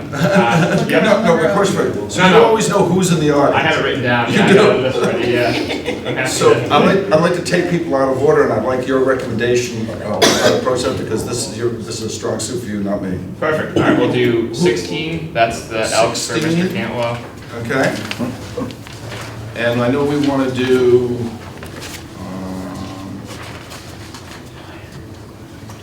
these. You can see the chair of the Conservation Commission, that is number 16 is the temporary liquor. 16. Yeah? So 2 temporary all alcohol license applications for the Elks. Yeah, and then for Craig and Concom. Yeah, I'm trying to find what number, are you 14? 22, sheet 22. 22? 22, and if you go down, you'll see Mr. Chairman, Open Space Committee. So 22 is a long list of reappointments. It's a really long list of Yeah, so we reappointments. could- Do we have them here? So 16, 22, and what is the Conservation Commission? The appointment of And that's here as Concom. well. Great. And Mr. Yeah, McDonough. okay, that's 14, I was right, 14. And So- Mr. Chairman, Mr. McDonough is here to answer any questions that the board may have that are too complex for me to answer about the raise for the retirees of Plymouth County. Okay, So and that is number that's number Number 7. All right, So in terms of speed, can we do, all right, you have a recommendation of speed? All right. I would recommend 16, 7, and then Ned is here for 4 and 5. And then Chief Simpson, we want to help him get home as well, so we Yes. can do 8. 14 is... Oh, wait a second. I mean, I'll do it quick, so... Yeah. So we're changing the entire order. I just thought it was 2 people. I'm with you. Too many things. We can do this. All right, let's do a few. Yeah. All right, and you tell me the next one. Start with 16. So we'll do 16 as 1. I heard 16 many times. 16 And is. 7. I'll tell you what's on deck. Let's do 16 and then 7. All right, 16. All right, 16 is a discussion and vote on 2 temporary alcohol liquor license applications by John White, DBA, Marshfield, Elks, 2494. Sorry, Steve, you got me all messed up. Oh, sorry. Couldn't write that fast. Thank you, Mr. Chairman. Mr. White is in Ireland, enjoying himself, so I'm here to pinch hit for him tonight. We have 2 temporary liquor license applications. As you know, we have a full liquor license for inside the building. We're just looking to do a little area out back for 2 events. One is our 50th anniversary of the Elks on July 15th, and the second one is on August 19th, the reverse raffle fundraiser. I did send you folks in a little handy dandy. Yep, saw that. You had a little yellow area, Like right? that, yes. All right. That's what you're in front of you for. Comments, questions from the board members? No, you've done this here before, right? Is that? You've had this same site in the back. Oh, yeah, of the yeah, community, yeah. We Yeah. got tip certified, we Yeah, the whole got thing. clearly demarked area, we've done it before. Yeah. So I would, without further discussion then, make a motion that we approve 2 temporary alcoholic licenses for John White of Marshfield Elks Lodge, 2494, for their outdoor patio with the attached site plan of the area, necessary insurance name of the town of Marshfield, for the July 15, 2023, for their 50th anniversary dinner event, it's pretty cool, from 5 p.m. to 11, and August 19th, 2023, for their reverse raffle fundraiser, from 5 p.m. to 10 p.m., pending sign-off from MPD, MFD, BOH, which is Police, Fire, Board of Health, I know you like acronyms, and the building department. And I would look for a second. I'll second that. Motion made and duly seconded, roll call is in order. Mr. Kilcoyne? Aye. Ms. Fiddler? Aye. Mr. Darcy? Aye. Unanimous vote to approve the 2 temporary liquor licenses for the Elks. Thank you very much. Thank Thanks, you. Kermit. You're welcome to come on down. Thank you. So, I'd say do 7 and then 8. yeah, I'd like to get 14 as well. That's a real quick one. Let's do 7. What is 7 here? Colas for the Plymouth County retirees. 7 is, okay, this is a discussion and vote on the acceptance of Chapter 269 of the Acts of 2022, increase the cost of living adjustment from 3 to 5% for the retirees of Plymouth County Retirement Association. And, Mr. Chairman, if you'd like, I could go through it for you. Yeah, I think That would be fine. Excellent. So, as you know, at some point, we'll all be retirees. Retirees, the average retiree's pension's about $28,000 in the county. There have been periods of time where they've gone like 10 years without getting a COLA. Because of the Financial Times, they've gotten 2 COLAs of 2% and then going from 2% to the 5% under Chapter 269 of the Acts of 2022. Well, what does that mean for the town of Marshfield? That means that based on the retirees that we're responsible to pay for, it's approximately $1 million. That's the cost to cover the COLA increase. The county is giving us 5 years, so we can pay that down, and then we'll be through in fiscal 25, fiscal 26, fiscal 27, fiscal 28, fiscal 29. And that's roughly $200,000 a year is our cost, and then in 5 years, we've covered what we owe for the retirees. It's a small amount of money. Like I said, the average pension's $28,000, but that COLA, cost of living increase, will go a long way to help those retirees. Thank you. Well, being a pensioner myself, I do understand. I haven't gotten one since I retired the last 5 years. I do want just quote, I got a letter here from the Plymouth County Retirement Association dated May 31st. We are running out of a little bit of timeline here. This is going to, it has to be done prior to June 30th, 2023. And this is a one-time increase to the cost of living adjustment COLA granted to retirees for FY23 from 3 to 5%. Also, I want to point out that the select boards must vote on this before June 30th to accept Chapter 269 Acts of 2022 and timely notify the Plymouth County Retirement System that the action has been taking place. And then also, I'd like to make sure it's read into the record that this is not a traditional COLA increase, and for this purposes, you must have local approval. And by definition of the local approval is in a town, which we are, it's Chief Executive Officer, AKA the Select Board, and in all cases must vote in favor to accept the increase rather than a town meeting, because this is, as would be normal for a COLA change. So I just want to let the public know, people out here know that this is this rests with the Select Board, and we're under a timeline, and I do agree, our retirees have not gotten many changes for quite a while, and inflation has been really a problem. So with that, questions, comments from the board? I know Mr. McDonough is here.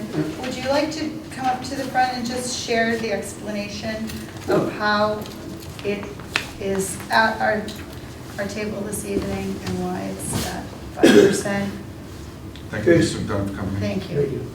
Basically, the legislature took it upon themselves after seeing what the Social Security COLA was in 22, I believe it was 8.7%, and it was somewhere around 6% in the following year. So they tried to ease it for the very public employee retirements. Most public employees don't receive Social Security. We were a little late in doing this because we had some changes in our organizations and we're up against the timeline. All of the other counties have voted, and each of the selectmen in each of those counties, except for Camden, and they scheduled to do it soon. So it seems like a lot of money when you look at the sheet. And as Mr. Maresco said, it would be amortized over the 5 years. In the same period of time is the amortization for the unfunded liability of the town. So in 2029 or 2030 fiscal year, you will no longer have, it will be a fully funded system. You will no longer have pay for the past employees. You only pay for current employees going forward after that period of time. I would ask you to adopt this. 4 towns have adopted it so far. There's one that we went to, will be refused, and next week we hope to get at least 16. We need 16 towns to approve it. Any further discussion? No, I appreciate that. Thank you very much for coming in and helping me explain that. I appreciate you coming in very much. So I would like to make a motion that the board accept the Chapter 269 of the Acts of 2022, which will allow a one-time increase in the cost of living, which is COLA, granted to retirees for FY 2023 from 3% to 5% of the system's $16,000 COLA base. Plymouth County Retirement Board unanimously voted to accept the act on April 13th, 2023. The Plymouth County Commission subsequently unanimously approved it as well. I'll look for a second. I'll second. Motion been made and duly seconded. Roll call is in order. Mr. Kilcoyne. Aye. Ms. Fidler. Aye. Mr. Darcy. Aye. Unanimous vote to approve the COLA and accept Chapter 269 of the Acts of 20. Thank you. Thank you for coming in, Have a sir. good night. Let's go to 14. Mr. Chairman, Yes. I can correct my being here for 22 as well for the reappointment to open space. Okay. So if we could do Chief Simpson for 8, if you thought that would be faster. Where is Chief Simpson? Oh, there he is. Oh, yeah. I didn't even see you in the corner back there. Checking notes. Where is the chief? It's What hard to number is see. the chief? 8. 8? All right, 8, then we'll do 14, 22. I think You like that fair one? with you. Yeah, All that's right. fair with you. I'm fine with that. 8, the ambulance, I know what 8 is. Sorry, chief. Okay. We all know what this is. Please come forward, chief. So let me just frame this up here.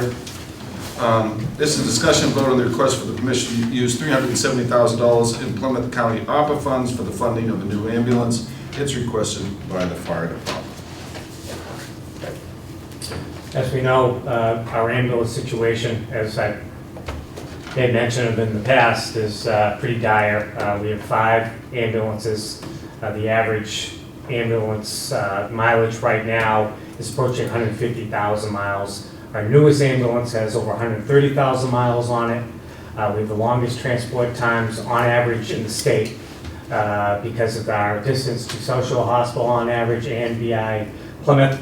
Our average round trip transport is about 24 miles. The national average is 16 miles and the state average is 15 miles. So there you go, and all of our surrounding communities aren't even close to ours.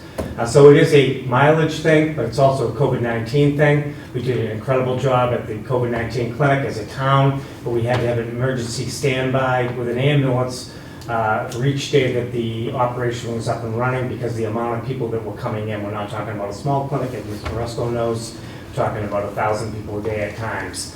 30 each, I believe it's an hour of idle time equals several miles you can add to that mileage, even though it doesn't show up on the odometer. It shows up as diesel miles. Those miles add up.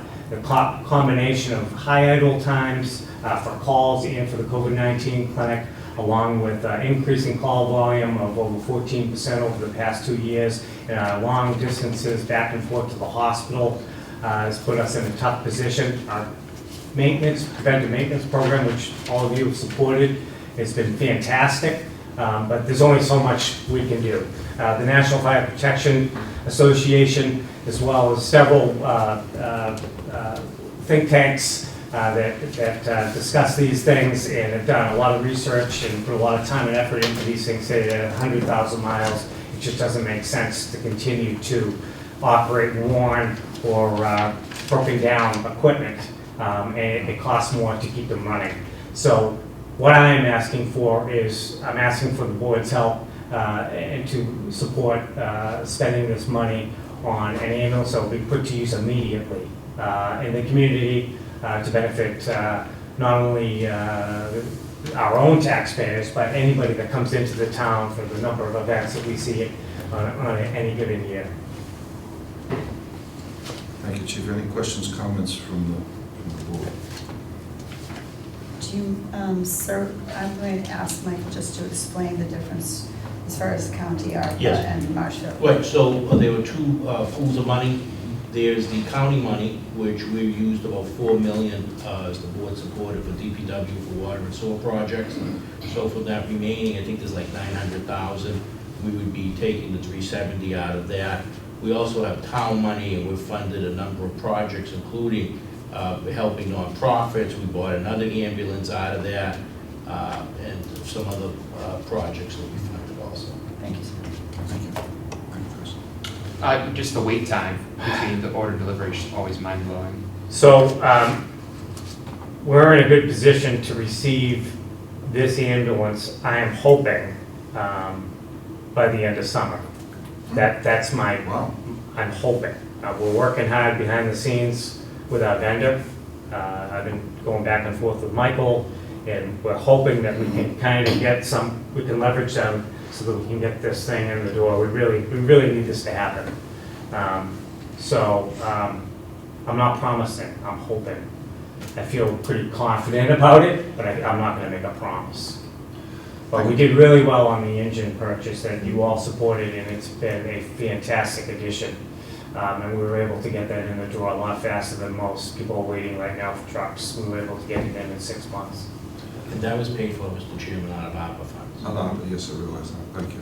It was Chief, so we have 5 ambulances, right? correct, And they're all over 130 in mileage. correct. They're not all over the 3-year estimated end of life. End of life is 100,000. 100,000 miles, I know it's 3 years or, 100,000. oh, okay, you're going straight with 100,000. Okay. 100,000. So They should be reserved, Mr. Chairman, at 100,000. when you get a new vehicle, Mhm. what do we do with the old vehicle? We put that in reserve. So we'll end up with 6. No, we would trade in those 2 ambulances, 2 of our So you oldest trade in. ambulances that have over 150,000 miles on them. We would trade those in for the 2 new ambulances. I'll be very honest with you, right now, the trade market for those is nothing. So we would It's go not through high. the auction, we'd go through the auction process, which we just did with one of our old fire. Or whatever it is, we'll get it off the. Yeah, we'll get something, It's like a yeah. car trade-in type thing? Correct. Okay, all right. We're not gonna accumulate more trucks, is what I'm saying. Yeah, I was gonna say, we Makes no don't need sense. 6 or In 7. fact, we'd right? like to reduce it to 4, but we need to get the fleet, we need to get the, Newer. because my people can keep things running if we do it that way, but we need newer equipment. I do realize we're unfortunately one of the longer runs. I do realize that you do, say, 3,000, 3,500 runs per year. It's heavy wear and tear on people in the ambulance. So unfortunately, we're just gonna have to keep replacing these. They've gone skyrocketing up in price from what I understand. Just a few years ago, they might have been half this price. So it's the nature of the beast right now. But we have to have ambulances that run when someone calls for a medical emergency or any type of emergency. So unless there's any further discussion, No, thank you, sir. I'd like to move the board approve a purchase of one of our new ambulances from the Plymouth County ARPA funds instead of the town ARPA funds, the amount of $370,000 for a second. I'll second that. Motion made and duly seconded, roll call is in order. Mr. Aye. Kilgore? Ms. Fiddler? Aye. Mr. Darcy? Unanimous vote to purchase an ambulance from the Plymouth County ARPA funds. Okay, we'll go to 7, we'll go to 22. Thank you. Thank you, Chief. Thank you. Sorry I didn't see you in the corner. That's okay. Thanks, Steve. Anytime. He's better at it. One of those. Chip, yep, yeah. I know you have a new potential addition that's badly needed on the Conservation Commission. Correct. Thank you, Mr. Chair. Craig Hannafin, current Chair of the Conservation Commission. The Conservation Commission is not a job you take and hit the ground running. There's a lead time to get up to speed, which I would conservatively estimate at about a year. Over the past 2 years, we have had an unusual amount of turnover for various reasons, and we have lost several of the most qualified commissioners. We have in front of us now a woman, Jessie Platt, who came in April, met with the staff and I, and subsequently came before the entire commission, who voted unanimously to appoint her. So I am hopeful that you will affirm that decision by the commission and appoint her as a commissioner. Thank you. This is item 14, correct? Yes, Mr. Chair.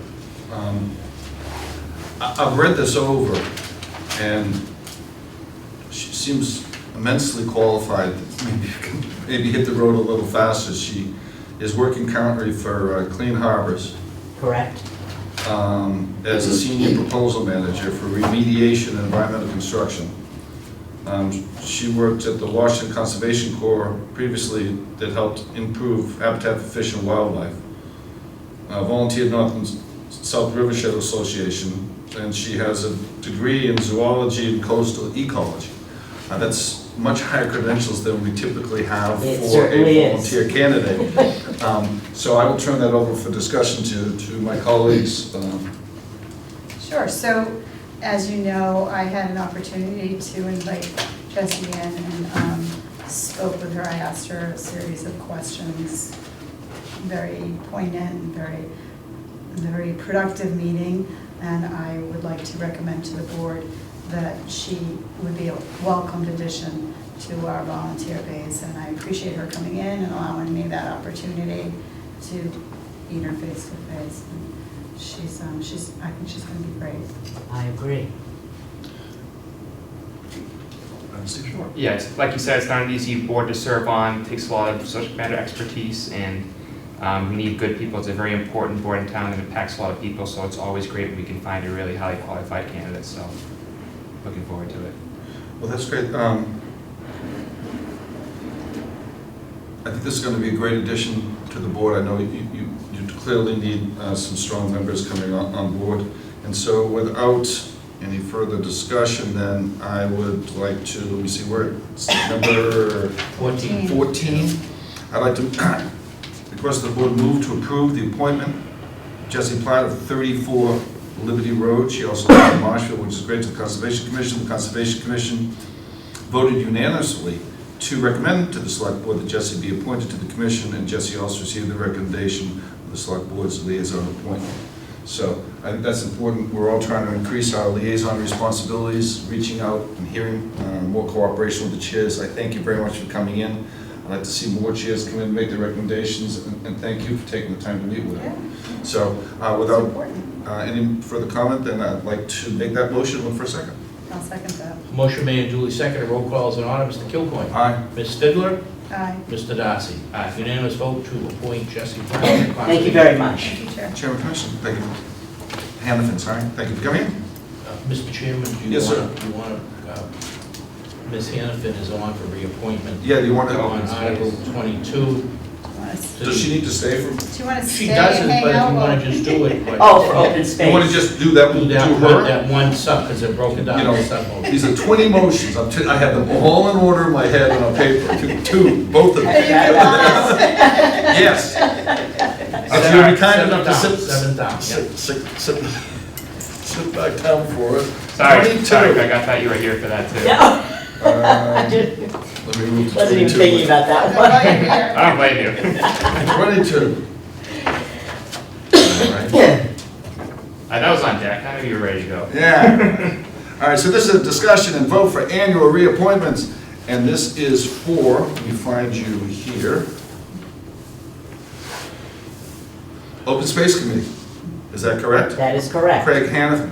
I am the liaison from Concom to open space. And then I have to find it down here. So I would like to make the motion to the board to approve the reappointment of Craig Hannafin to Open Space Committee for a 3-year term expiring on June 30th, 2026, pending background checks and Corey passing.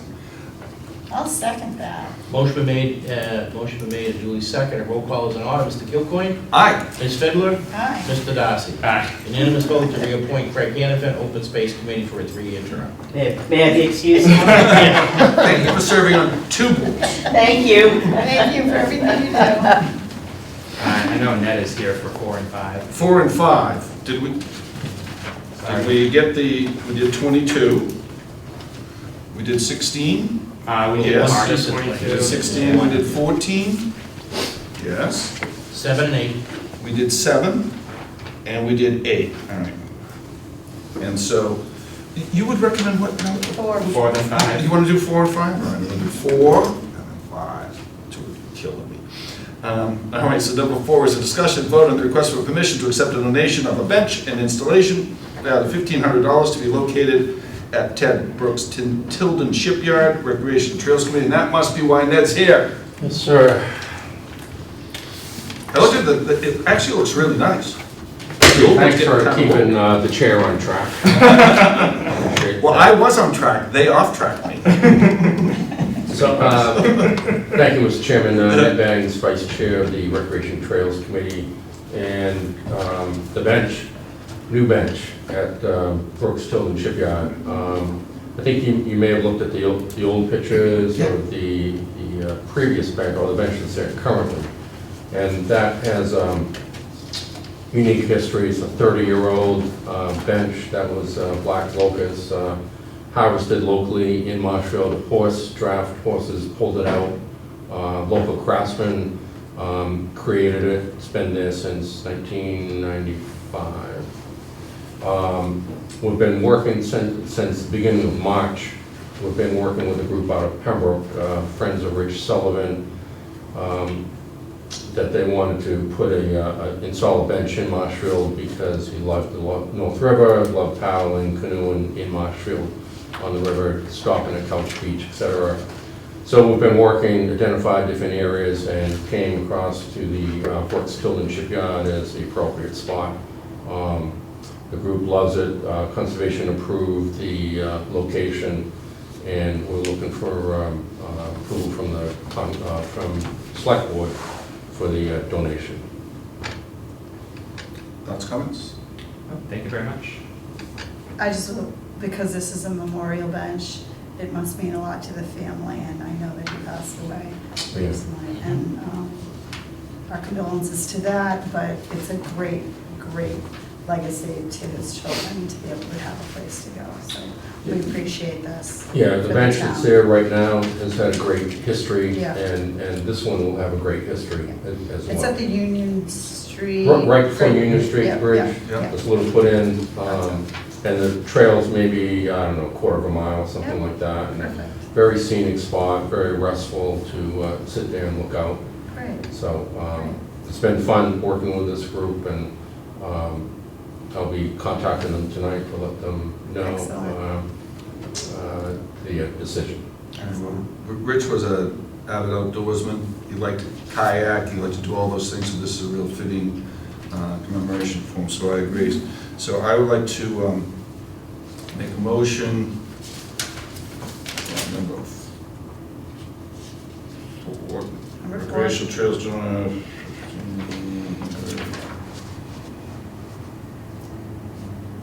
4, right? Yes. Oh, well.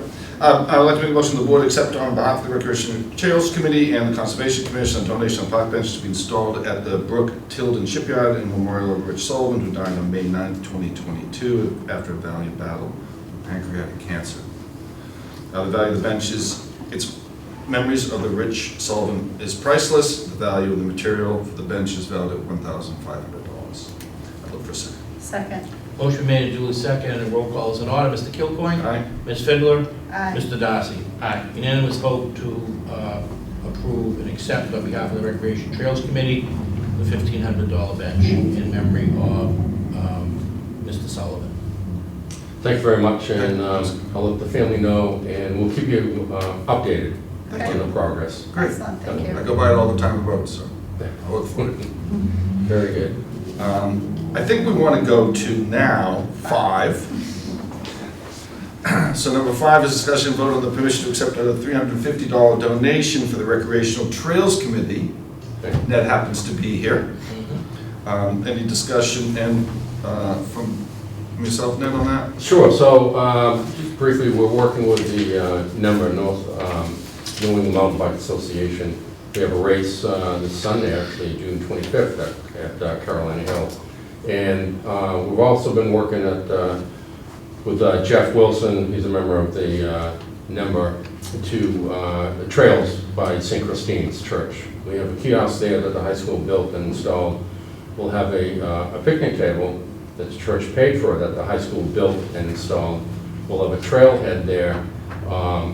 And this bridge will be going across a little stream. It was approved by the building commissioner recently, and the money will go towards the materials to build the bridge.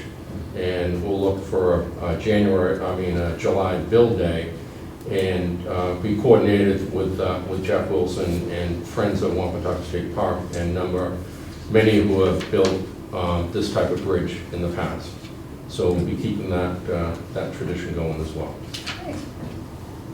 Well, I think a really big thing is to get that trailhead off of 3A and moved, where people are walking down 3A there. That's a tough one, so this is great. Yes. I'm diminishing the bridge, but it's pretty dangerous, so that's a real plus out of this. We need the bridge so we can get across there So you can to do make it. that happen.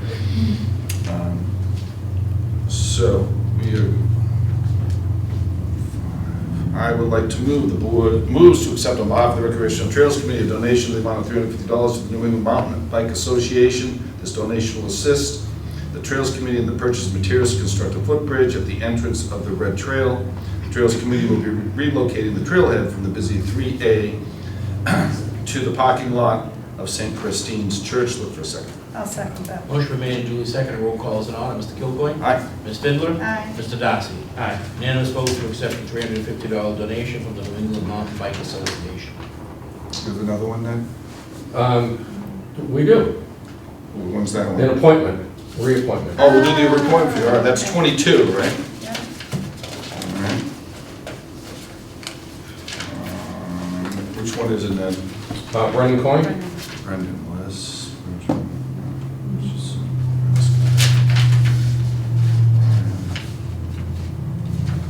Third from the bottom. So third from the last. Third from the bottom. 1, 2, 3. That's Diana. These are on the first page. Do you just want to make a motion to? I can make them up, but I was just. So we'll make a motion to reappoint Recreational Trails Committee Brendan Coyne. Second. Motion made and duly seconded. Roll call is in order. Mr. Kilgore? Aye. Ms. Fidler? Aye. Mr. Darcy? Aye. Unanimous vote to reappoint Brendan Coyne. Thank you very much. That keeps us at a full board. We have 5 Excellent. members right now and a lot of followers, so it's a good place to be. You guys do great work. Thank you very much, we appreciate it. And we'll be... Any others, Ned? Not tonight. Not tonight, all right. We'll save for another night, we'll come back. Thank you. Thank you. All right. So what do we have over here, Stephen? I don't know. 11. Why are you generally? Number 11, lucky number 11. Okay, 11. All right. Ah, okay. Mr. Mahoney? Me. Hi, Mr. Mahoney. How are you? Thanks for coming in. Thank you. I'm not a guest. So this is a discussion vote on the application for a license to operate a motel, Mark Mahoney, DBA Live Hotel. This is number 11. So, Have the floor. this is Mark, my name's Colin Whitehan, I'm a Marshfield resident, I'm representing the ownership of Marshfield Hotel. Mark is partnered with us, and we've been helping him. The owner of the Marshfield Hotel had some health issues, and as you can see, the motel has kind of fallen into some form of disrepair. And we've been working diligently for the past 4 or 5 months to secure financing to basically renovate the hotel. The only contingency on this deal is us getting the approval to get the lodging license. Yeah, and I mean, it kind of goes without saying that it has been like an eyesore for the community, and it's our goal to completely renovate it and make it so it can be an asset to the community. Awesome. Stephen? I'm thrilled to see it cleaned up, and welcome to that, which is Marshfield. I think it'll be a great spot for you. Yeah.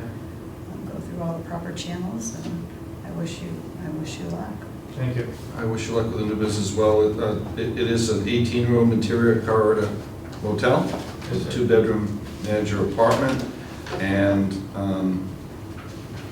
you've already gone through the police background checks, so without any further. If I could just ask one question. You may, sir. Sure. Just broadly speaking, what's your vision for the hotel, and what kind of clientele you expect to attract, or? So we don't want like people living there. We want it to be like transient, like a hotel's supposed to be. Like we, like I live in the area, and like if my mother wants to have someone come, she lives up the street in Marshfield, and my guest room has to be like the victim of all her guests because there's nowhere for her to stay. Yeah. So it's stuff like that where it's like someone coming to work in there, or someone who has family visiting, or a graduation party, or any of the number of events here, stuff like that. Not what it is now.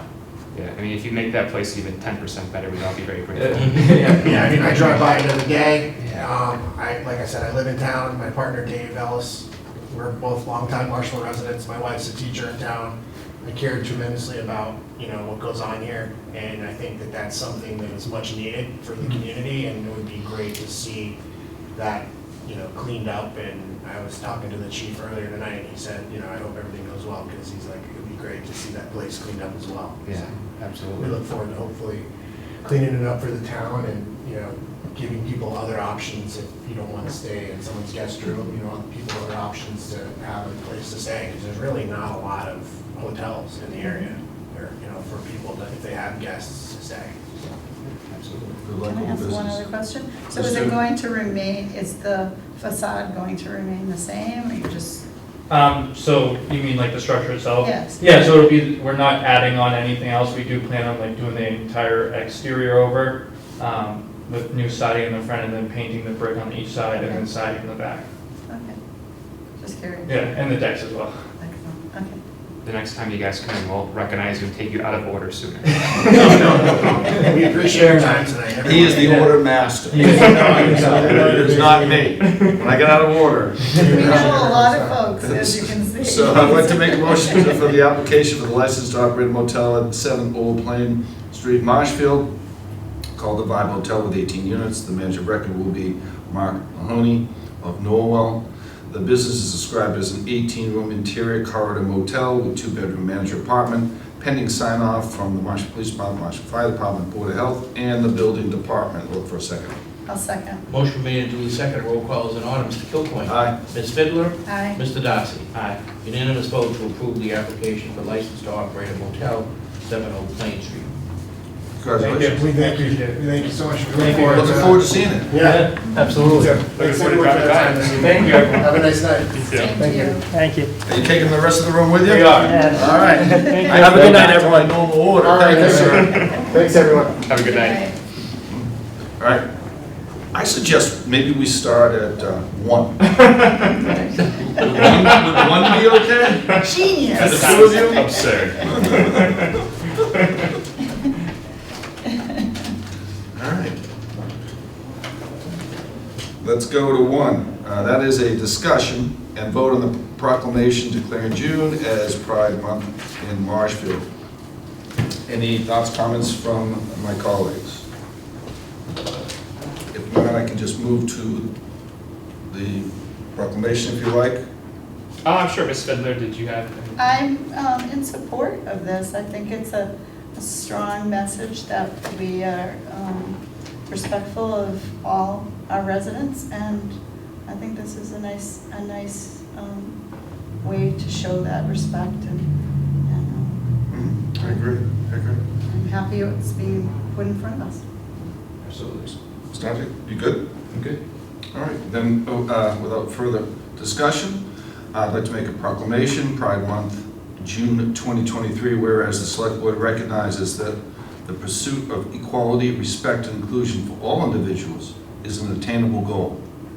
Whereas all people born free and equal in dignity and rights, and no one should live in fear or face persecution or violence arising from sexual orientation or gender identity. And whereas the town of Marshfield takes pride in and celebrates the diversity of its citizens who make up our community. And whereas the town of Marshfield is welcoming an inclusive community for lesbian, gay, bisexual, transgender, and queer individuals and couples to live and raise a family. And whereas the town of Marshfield is dedicated to fostering acceptance of all our citizens and preventing discrimination and mistreatment based on sexual orientation or gender identity. And whereas celebrating Pride Month increases this awareness and is an opportunity to engage in dialogue and to strengthen alliances and to build understanding and acceptance. Now therefore it be resolved that we, the Select Board, proclaim the month of June 2023 as Lesbian, Gay, Bisexual, Transgender, Queer Plus Month of the Town of Marshfield.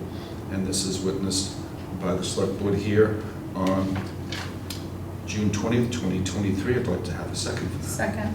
Motion made and duly seconded. Roll call is in order. Mr. Kilcoyne. Aye. Ms. Fiddler. Aye. Mr. Darcy. Aye. Unanimous vote to declare the month of June as Pride Month. Thank you. We'll move on to number 2, the number 2 action items, discussion vote on the request for permission to accept $25 for the Veterans Services. This is going to be used to provide assistance for health, welfare, morale, or any financial need of our veterans and dependents. It's a gracious donation from Mary Warner. Any comments from the No, sir. colleagues?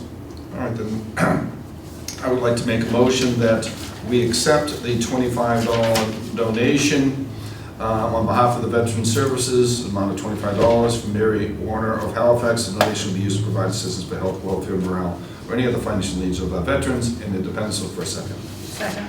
Motion made and duly seconded. Roll call is in order. Mr. Kilcoyne. Aye. Ms. Fidler. Aye. Mr. Darcy. Aye. Unanimous vote to accept the $25 donation from Mary Warner for the Veterans Services Office. Number 3 is discussion and vote for the request for permission of accepting a donation of $100 for Veterans Services.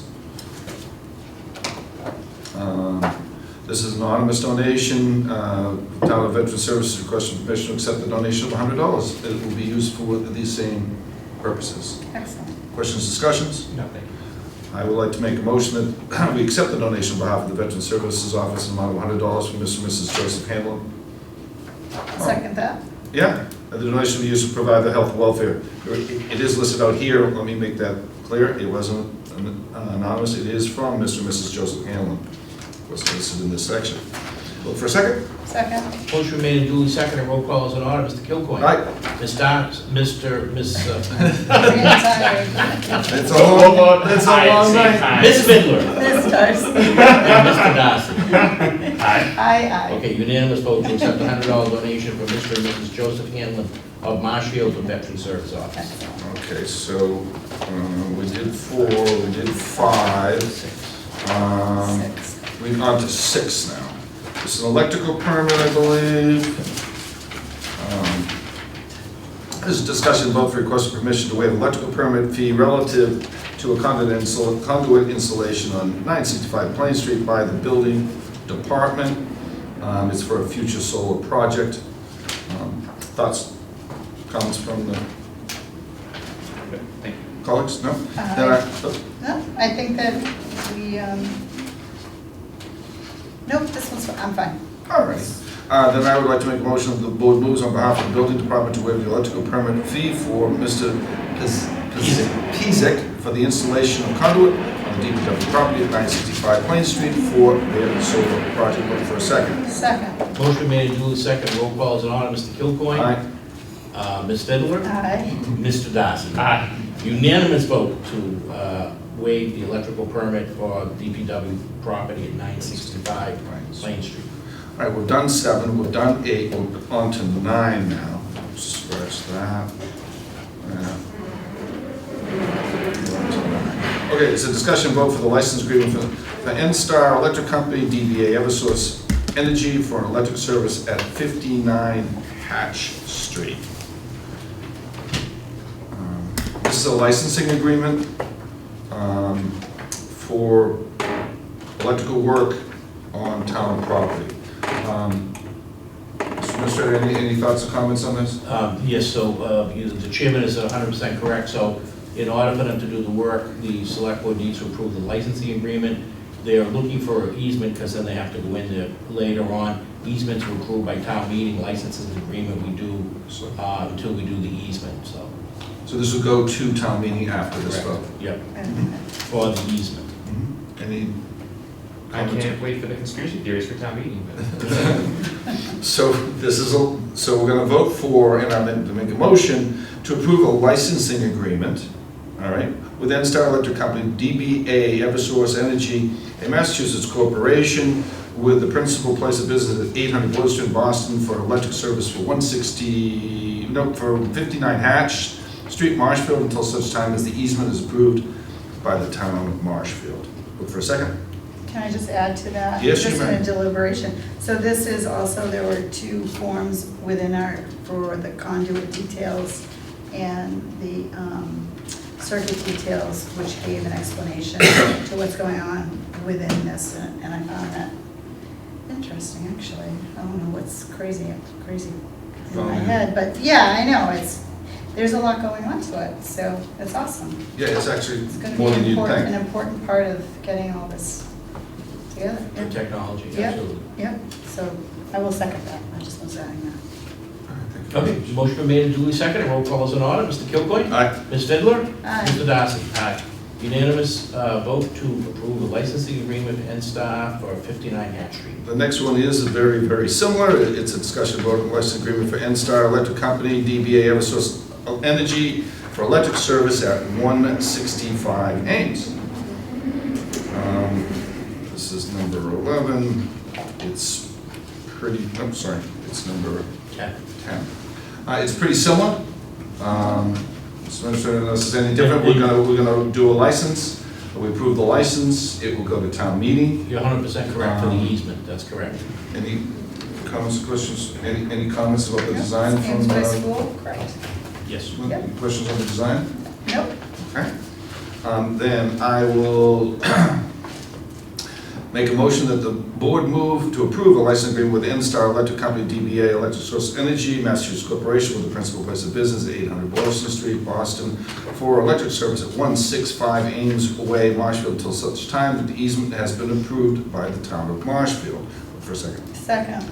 Motion made and duly seconded, roll call is in order. Mr. Kilcoyne? Aye. Ms. Fiddler? Aye. Mr. Darcy? Aye. Unanimous vote to approve the licensing agreement for 165 Ames Way with NSTAR. We've done 11. We're going to go to 12. All right. 12 is a discussion and vote for the application of a temporary entertainment license, Marshfield Chamber of Commerce. I believe this is going to be for, at Harbor Park Lobster Fest, if I'm wrong, right here. It's going to be music, there's going to be some audio and some other different things. This has grown into a actually really fun, wonderful thing that people from all over come to Marshfield to attend. They're expecting 5,000 people this year. There'll be a tent, there'll be food served, food trucks, all sorts of fun stuff. Thoughts and comments from my colleagues? I think this is a super way of utilizing such a beautiful resource area and having that being shared with not just our residents, folks coming from other places, allows us to showcase what a beautiful harbor we have and the friendly atmosphere that we have as well. So this is, I think this is great. That's it. Yeah, people love Heritage Days in Situate Harbor, and for a long time they wanted Marshall to do something similar, and I think we're pretty close to that, if not already reaching that point with this. So. Being from Situate, I don't know if we can say that. Mr. Administrator, do you have something you'd like to say here? Because I know you've put a lot of energy in this as well. I just want to say this has really become a signature event, I think, to what Mr. Darcy and Ms. Fiddler said. It is, it's wonderful. And I think this rivals Situate, and I think that we grew very fast, and our numbers come up just because it's such a beautiful area, as Ms. Fiddler said. So with that, I would like to make a motion that the board approve a temporary one-day entertainment license for Laura Wright, the Executive Director of the Marshfield Chamber of Commerce, 892 Plain Street, for the Lobster Fest at Harbor Park on September 16th from 11 a.m. to 4 p.m. Estimated number of people to attend is approximately 5,000. Type of entertainment for outdoors to include live music and other audio or visual show, amusement, or exhibition. Estimated number of people to attend, once again, is 5,000, pending approval from Marshfield Police Department, Marshfield Fire Department, Board of Health, and the Building Department. Look for a second. Second. Motion made and duly seconded, roll call is in order. Mr. Kilcoyne? Aye. Ms. Fiddler? Aye. Mr. Darcy? Aye. Unanimous vote to approve the temporary one-day entertainment license for the Chamber of Commerce for the Lobster Fest. All right. Next is item 13, it's discussion of annual peddler's license for Sam's Ice Cream. I know he's been here before.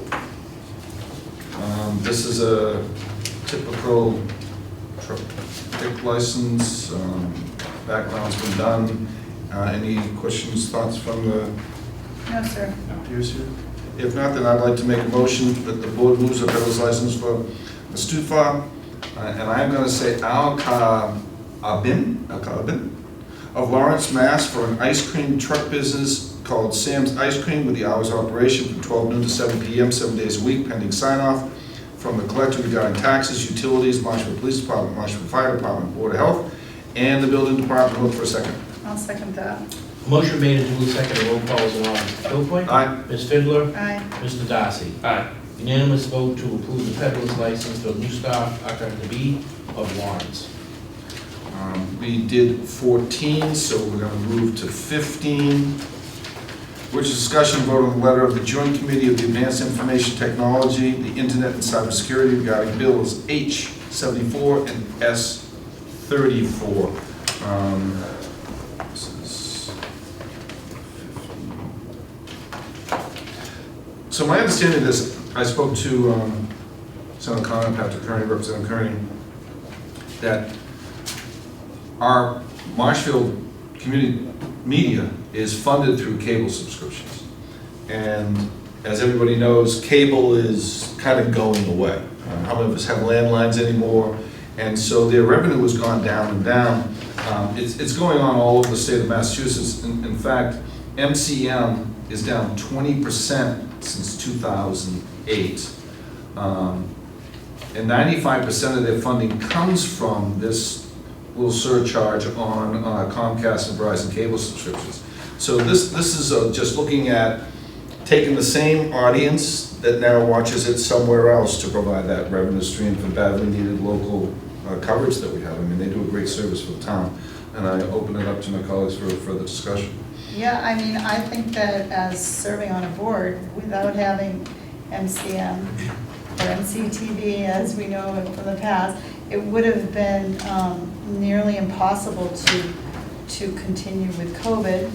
Yeah. And they were always so helpful and just meeting our needs. So I commend them not only for what they did in those specific, but also all the other community outreach things that they do and showing up at almost everything we have here in town. So I'd like to be able to support them as well. So that's it. Yeah, it makes sense with changing times to modernize their model. And, you know, I don't know what we do without Mr. Kelleher. Well, it also is a very important part of open government, so our citizens get a chance to remotely, see government in action and so. They will see it right now, and I would like to make a motion to instruct the town administrator to draft a letter of support for House Bill 74, Senate Bill 34 to the Joint Committee on the Advanced Information Technologies, Internet and Cybersecurity, and to copy our legislative delegation of Representatives Kearney, Cutler, and Senator O'Connor. Look for a second. I'll second that. Motion made and duly seconded. Roll call is in order. Mr. Kilcoyne? Aye. Ms. Fiddler? Aye. Mr. Darcy? Aye. Unanimous vote to instruct the town administrator to draft a letter of support on House Bill 74 and Senate Bill 34. Mr. Chairman, should we give a shout out to Judy Crowley? I'm sure she'll take out of that portion of the meeting. Yes. Hi, Judy. Yeah. Judy's always watching. I didn't see you up there. So we're going from now from 16, we're going to 17. And 17 is discussion vote on the application for temporary entertainment license, Donna Green, DBA Magical Moon Farm and Foundation. She's going to have a thank you picnic for its donors on 9:30 from 1 to 5 p.m. There's going to be some live music. They're going to be dancing as well. That's going to be fun. And a little bit of amplification. Any comments from my peers? No, I think we're good. Good, Mr. Chairman. Good. All right, and I'd like to make a motion to approve an indoor-outdoor temporary one-day entertainment license for Donna Green, DBA Magical Moon Farm and Foundation, 575 Summer Street, Marshfield, for September 30th, 2023, at 1 p.m. to 5 p.m. for a thank you picnic for its donors, following types of entertainment, dancing by patrons, live music, amplification system, for approximately 60 people, pending sign-off from Marshfield Police Department, Fire Department, Board of Health, and Building Department. Look for a second. I'll second. Motion made and duly seconded. Roll call is in order. Mr. Kilcoyne? Aye. Ms. Fiddler? Aye. Mr. Darcy? Aye. Unanimous vote to approve the indoor-outdoor temporary one-day entertainment license for Donna Green, DBA Magical Moon, for September 30th from 1 to 5 p.m. All right, we'll move on to 18, discussion vote for the application of temporary all alcohol liquor license and application Marshfield Agricultural Horticultural Society. This is number 18. This is just an annual Marshfield Fair, right? Correct. Do it every year. It's a wonderful thing to have. It's one of the Yes, oldest it is. operating fairs in the country, right? One of, absolutely. Yeah. 149 or 100, yeah, something like that. Older than you, man. Yes. Yeah. Beginning I of only August. say that because, as we all know, This is Mr. Maresco's birthday. Thank you, thank You're you. welcome, happy birthday. I couldn't think of nicer people to spend my birthday. This is how I want to That's of spend course mine. Kathleen and the kids. Get Avery, don't get Avery. So, sorry, Michael, to do that to you. No, that was good, thank you. Anyway, so I'd like to make that motion, I will read it. I'd like to make a motion of the board to approve a one-day temporary all-alcohol license for Carlton Chandler for the Marshfield Agricultural and Horticultural Society, the Marshfield Fairgrounds, located at 140 Main Street, Marshfield, for the annual Marshfield Fair for 10 days, August 18th, people, through 27th this year. Hopefully no rain, pending sign-off from the collectors for taxes, utility bills, and the Marshfield Police Department. Look for a second. Second. Motion made and duly seconded. Roll call is in order. Mr. Kilcoyne? Aye. Ms. Fidler? Aye. Mr. Darcy? Aye. Unanimous vote to approve a one-day temporary all-alcohol license for Carlton Chandler, the Marshfield Agricultural Horticultural Association for the Marshfield Fair, August 18th to the 27th. We're building on that. This is very similar. This is going to be an application for temporary entertainment license application for the Marshfield Agricultural and Horticultural Society. It's number 19. It's going to be live music. They're anticipating 150,000 people. That would be great. Karaoke, recorded music. Any thoughts, comments from the peers? No, Mr. Chairman. All right, without that, then I would like to to approve a one-day outdoor, temporary one-day entertainment license for Carlton Chandler, the Marshfield Agricultural and Horticultural Society, Marshfield Fairgrounds, located at 140 Main Street, Marshfield, for the annual Marshfield Fair for 10 days, once again, August 18th through 27th, 2023, from noon to 11 p.m., with the following types of entertainment: live music, amplified music, karaoke, recorded music for approximately 150,000 people, pending sign-off from the collector of taxes, utility bills, fire department, police department, board of health, and building department. Look for a second. Second. Motion made and duly seconded. Roll call is in order. Mr. Kilcoyne? Aye. Ms. Fidler? Aye. Mr. Darcy? Aye. Unanimous vote to approve a one-day outdoor temporary one-day entertainment license for Carlton Chandler, Marshfield Agricultural and Horticultural Society for the Marshfield Fair, August 18th to the 27th, from 12 noon to 11 p.m. All right. I promised everyone out there we're getting there. Number 20 is discussion vote for the application for temporary malt and wine license application for the Sangria Lady. And this is item number 20. Probably looked at it, everything seems in order, everything's fine. Any questions, comments from my colleagues? No, Mr. Chairman, thank you. No, sir.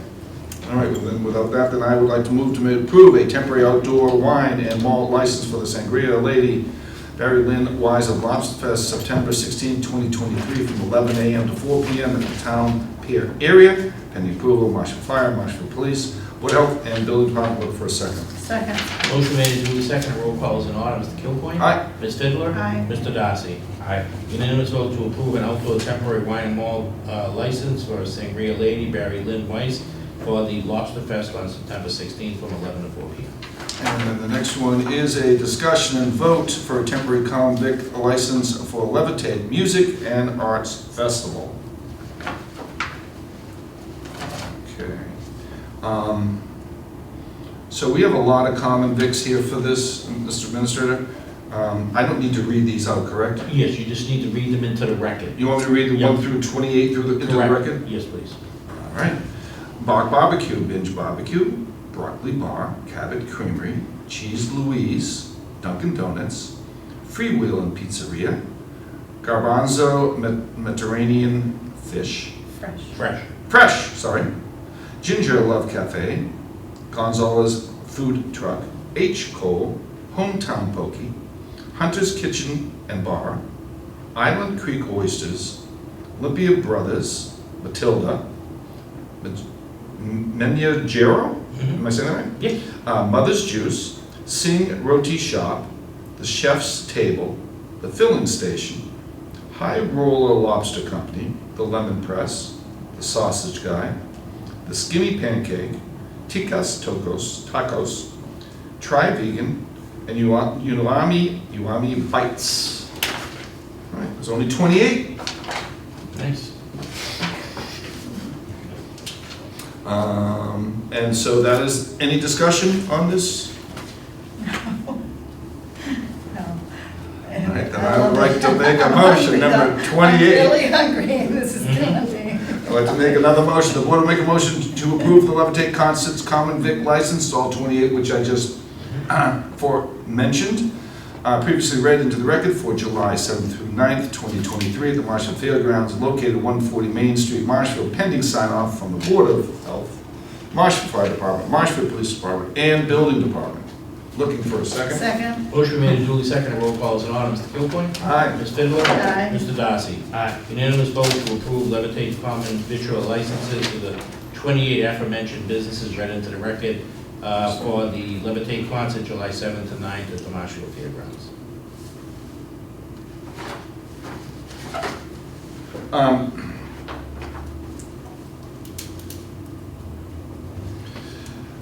So now we have a list of people that are requesting a 3-year term expiring on June 30th, 2026, and have submitted signed query forms.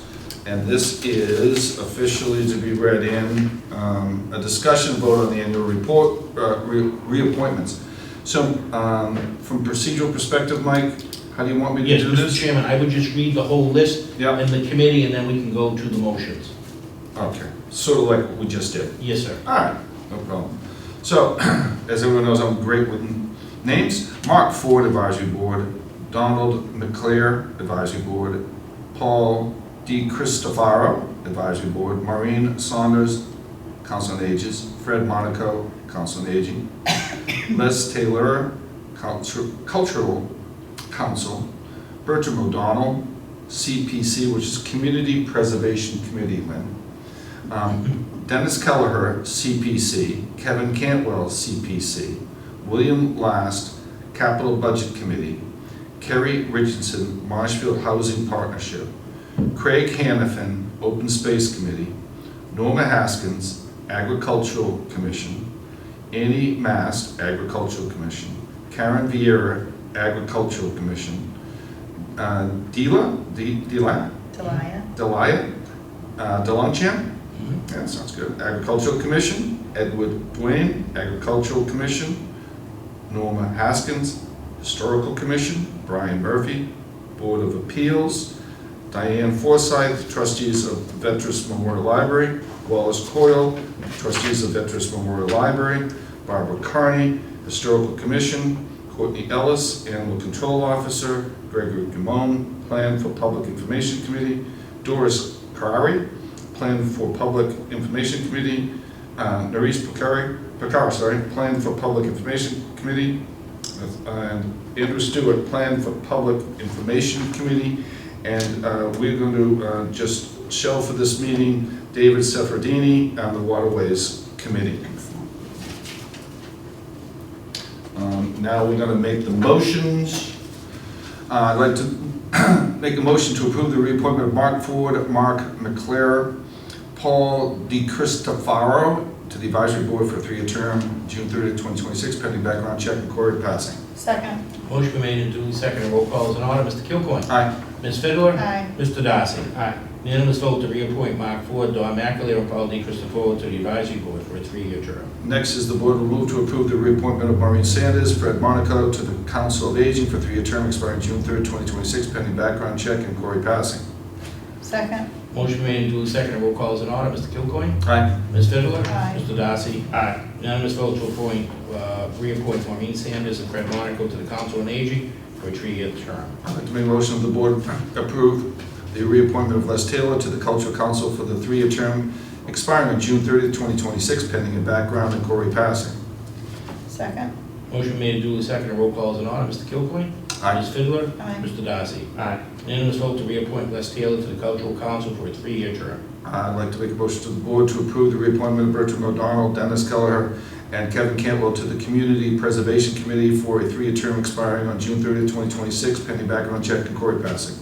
Second. Motion made and duly seconded. Roll call is in order. Mr. Kilcoyne? Aye. Ms. Fidler? Aye. Mr. Darcy? Aye. Unanimous vote to reappoint Bertram O'Donnell, Dennis Kelleher, and Kevin Cantwell to the Community Preservation Committee for a 3-year term. A motion to the board to approve the reappointment of William Last to the Capital Budget Committee for a 3-year term expiring June 30th, 2026, pending background check and query passing. Second. Motion made and duly seconded, roll call is in order. Mr. Kilcoyne? Aye. Ms. Fidler? Aye. Mr. Darcy? Aye. Unanimous vote to reappoint William Last to the Capital Budget Committee for a 3-year term. I'd like to make a motion to the board to approve the reappointment of Kelly Richardson of the Marshfield Housing Partnership for a 3-year term expiring June 30th, 2026, pending background check and Corey. Second. Motion made and duly seconded, roll call is in order. Mr. Kilcoyne? Aye. Ms. Fidler? Aye. Mr. Darcy? Aye. Unanimous vote to reappoint Kerry Richardson to the Marshfield Housing Partnership for a 3-year term. Just to note that we've already reapproved Craig Hannafin to open space. I'd like to make a motion that the board approve the reappointment of Norma Haskins, Annie Massett, Karen Vieira, Delilah, I had trouble with that last one, Del Longchamp, and Edward Dwayne to the Agricultural Commission for a 3-year term expiring June 30th, 2026, pending background check and Corey. Second. Motion made and duly seconded, roll call is in order. Mr. Kilcoyne? Aye. Ms. Fidler? Aye. Mr. Darcy? Aye. Unanimous vote to reappoint Norma Haskin, Annie Masad, Karen Vieira, De La Champ, and Edward Dwayne to the Agricultural Commission for a 3-year term. Thank you. I'd like to make a motion to reappoint Norma Haskins and Barbara Carney to the Historical Commission for a 3-year term expiring June 30th, 2026, pending background check and Corey Patterson. Second. Motion made and duly seconded, roll call is in order. Mr. Kilcoyne? Aye. Ms. Fidler? Aye. Mr. Darcy? Aye. Unanimous vote to reappoint Norma Haskins and Barbara Carney to the Historic Commission for a 3-year term. I'd like to make a motion to approve the reappointment of Brian Murphy to the Board of Appeals for a 3-year term expiring June 30th, 2026, pending background check and Corey Patterson. Second. Motion made and duly seconded, roll call is in order. Mr. Kilcoyne? Aye. Ms. Fidler? Aye. Mr. Darcy? Aye. Unanimous vote to reappoint Brian Murphy to the Board of Appeals for a 3-year term. I would like to make a motion to table the reappointment of David Suferdini to the Waterways Committee for a 3-year term expiring on June 30th, 2026, pending 2026. We're tabling it. I'll second that. Motion made and duly seconded, roll call is in order. Mr. Kilcoyne? Aye. Ms. Fidler? Aye. Mr. Darcy? Aye. Unanimous vote to table the reappointment of David Seferdini to the Waterways Committee. I would like to make a motion to the board to approve the reappointment of Dana Forsyth and Wallace Coyle to the trustees of Veterans Memorial Library for a 3-year term expiring on June 30th, 2026, pending background check with Corey. Second. Motion made and duly seconded, roll call is in order. Mr. Kilcoyne? Aye. Ms. Fidler? Aye. Mr. Darcy? Aye. Unanimous vote to approve the reappointment of Dana Forsyth, Wallace Coyle to the trustee of Veterans Memorial Library for a 3-year term. I'd like to make a motion for reappointment of Courtney Ellis to the Animal Control Office for a 3-year term expiring on June 30th, 2026, pending a background check and Corey passing. Second. Motion made and duly seconded, roll call is in order. Mr. Kilcoyne? Aye. Ms. Fidler? Aye. Mr. Darcy? Aye. Unanimous vote to reappoint Courtney Ellis as the Animal Control Officer for a 3-year term. I'd like to make a motion to approve the appointment of Gregory Guimon, Doris Kari, Nancy Pareca, Andrew Stewart to the Plan for Public Information for a 3-year term expiring on June 30th, 2026, pending background check with Corey. Second. Motion made and duly seconded, roll call is in order. Mr. Kilcoyne? Aye. Ms. Fidler? Aye. Mr. Darcy? Aye. Unanimous vote to reappoint Gregory Guimon, Doris Creary, Nancy Pareca, Andrew Stewart to the Plan for Public Information for a 3-year term. Did we get Barbara Carney for historical? Yes. Yeah. We do. Yep. That's the line for everybody we did. You Yeah, got it? our list was a little different, yeah.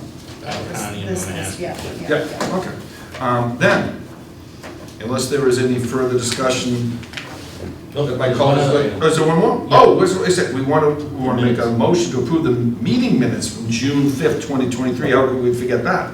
Second. For a second? Motion made and duly seconded, roll call is in order. Mr. Kilcoyne? Aye. Ms. Fidler? Aye. Mr. Darcy? Aye. Now, Unanimous vote to approve the minutes for June 5th.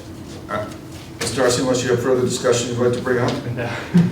Just that the reminders, the grand opening of VIP Tires and Service, Oh, June yes. 21st, 11 a.m.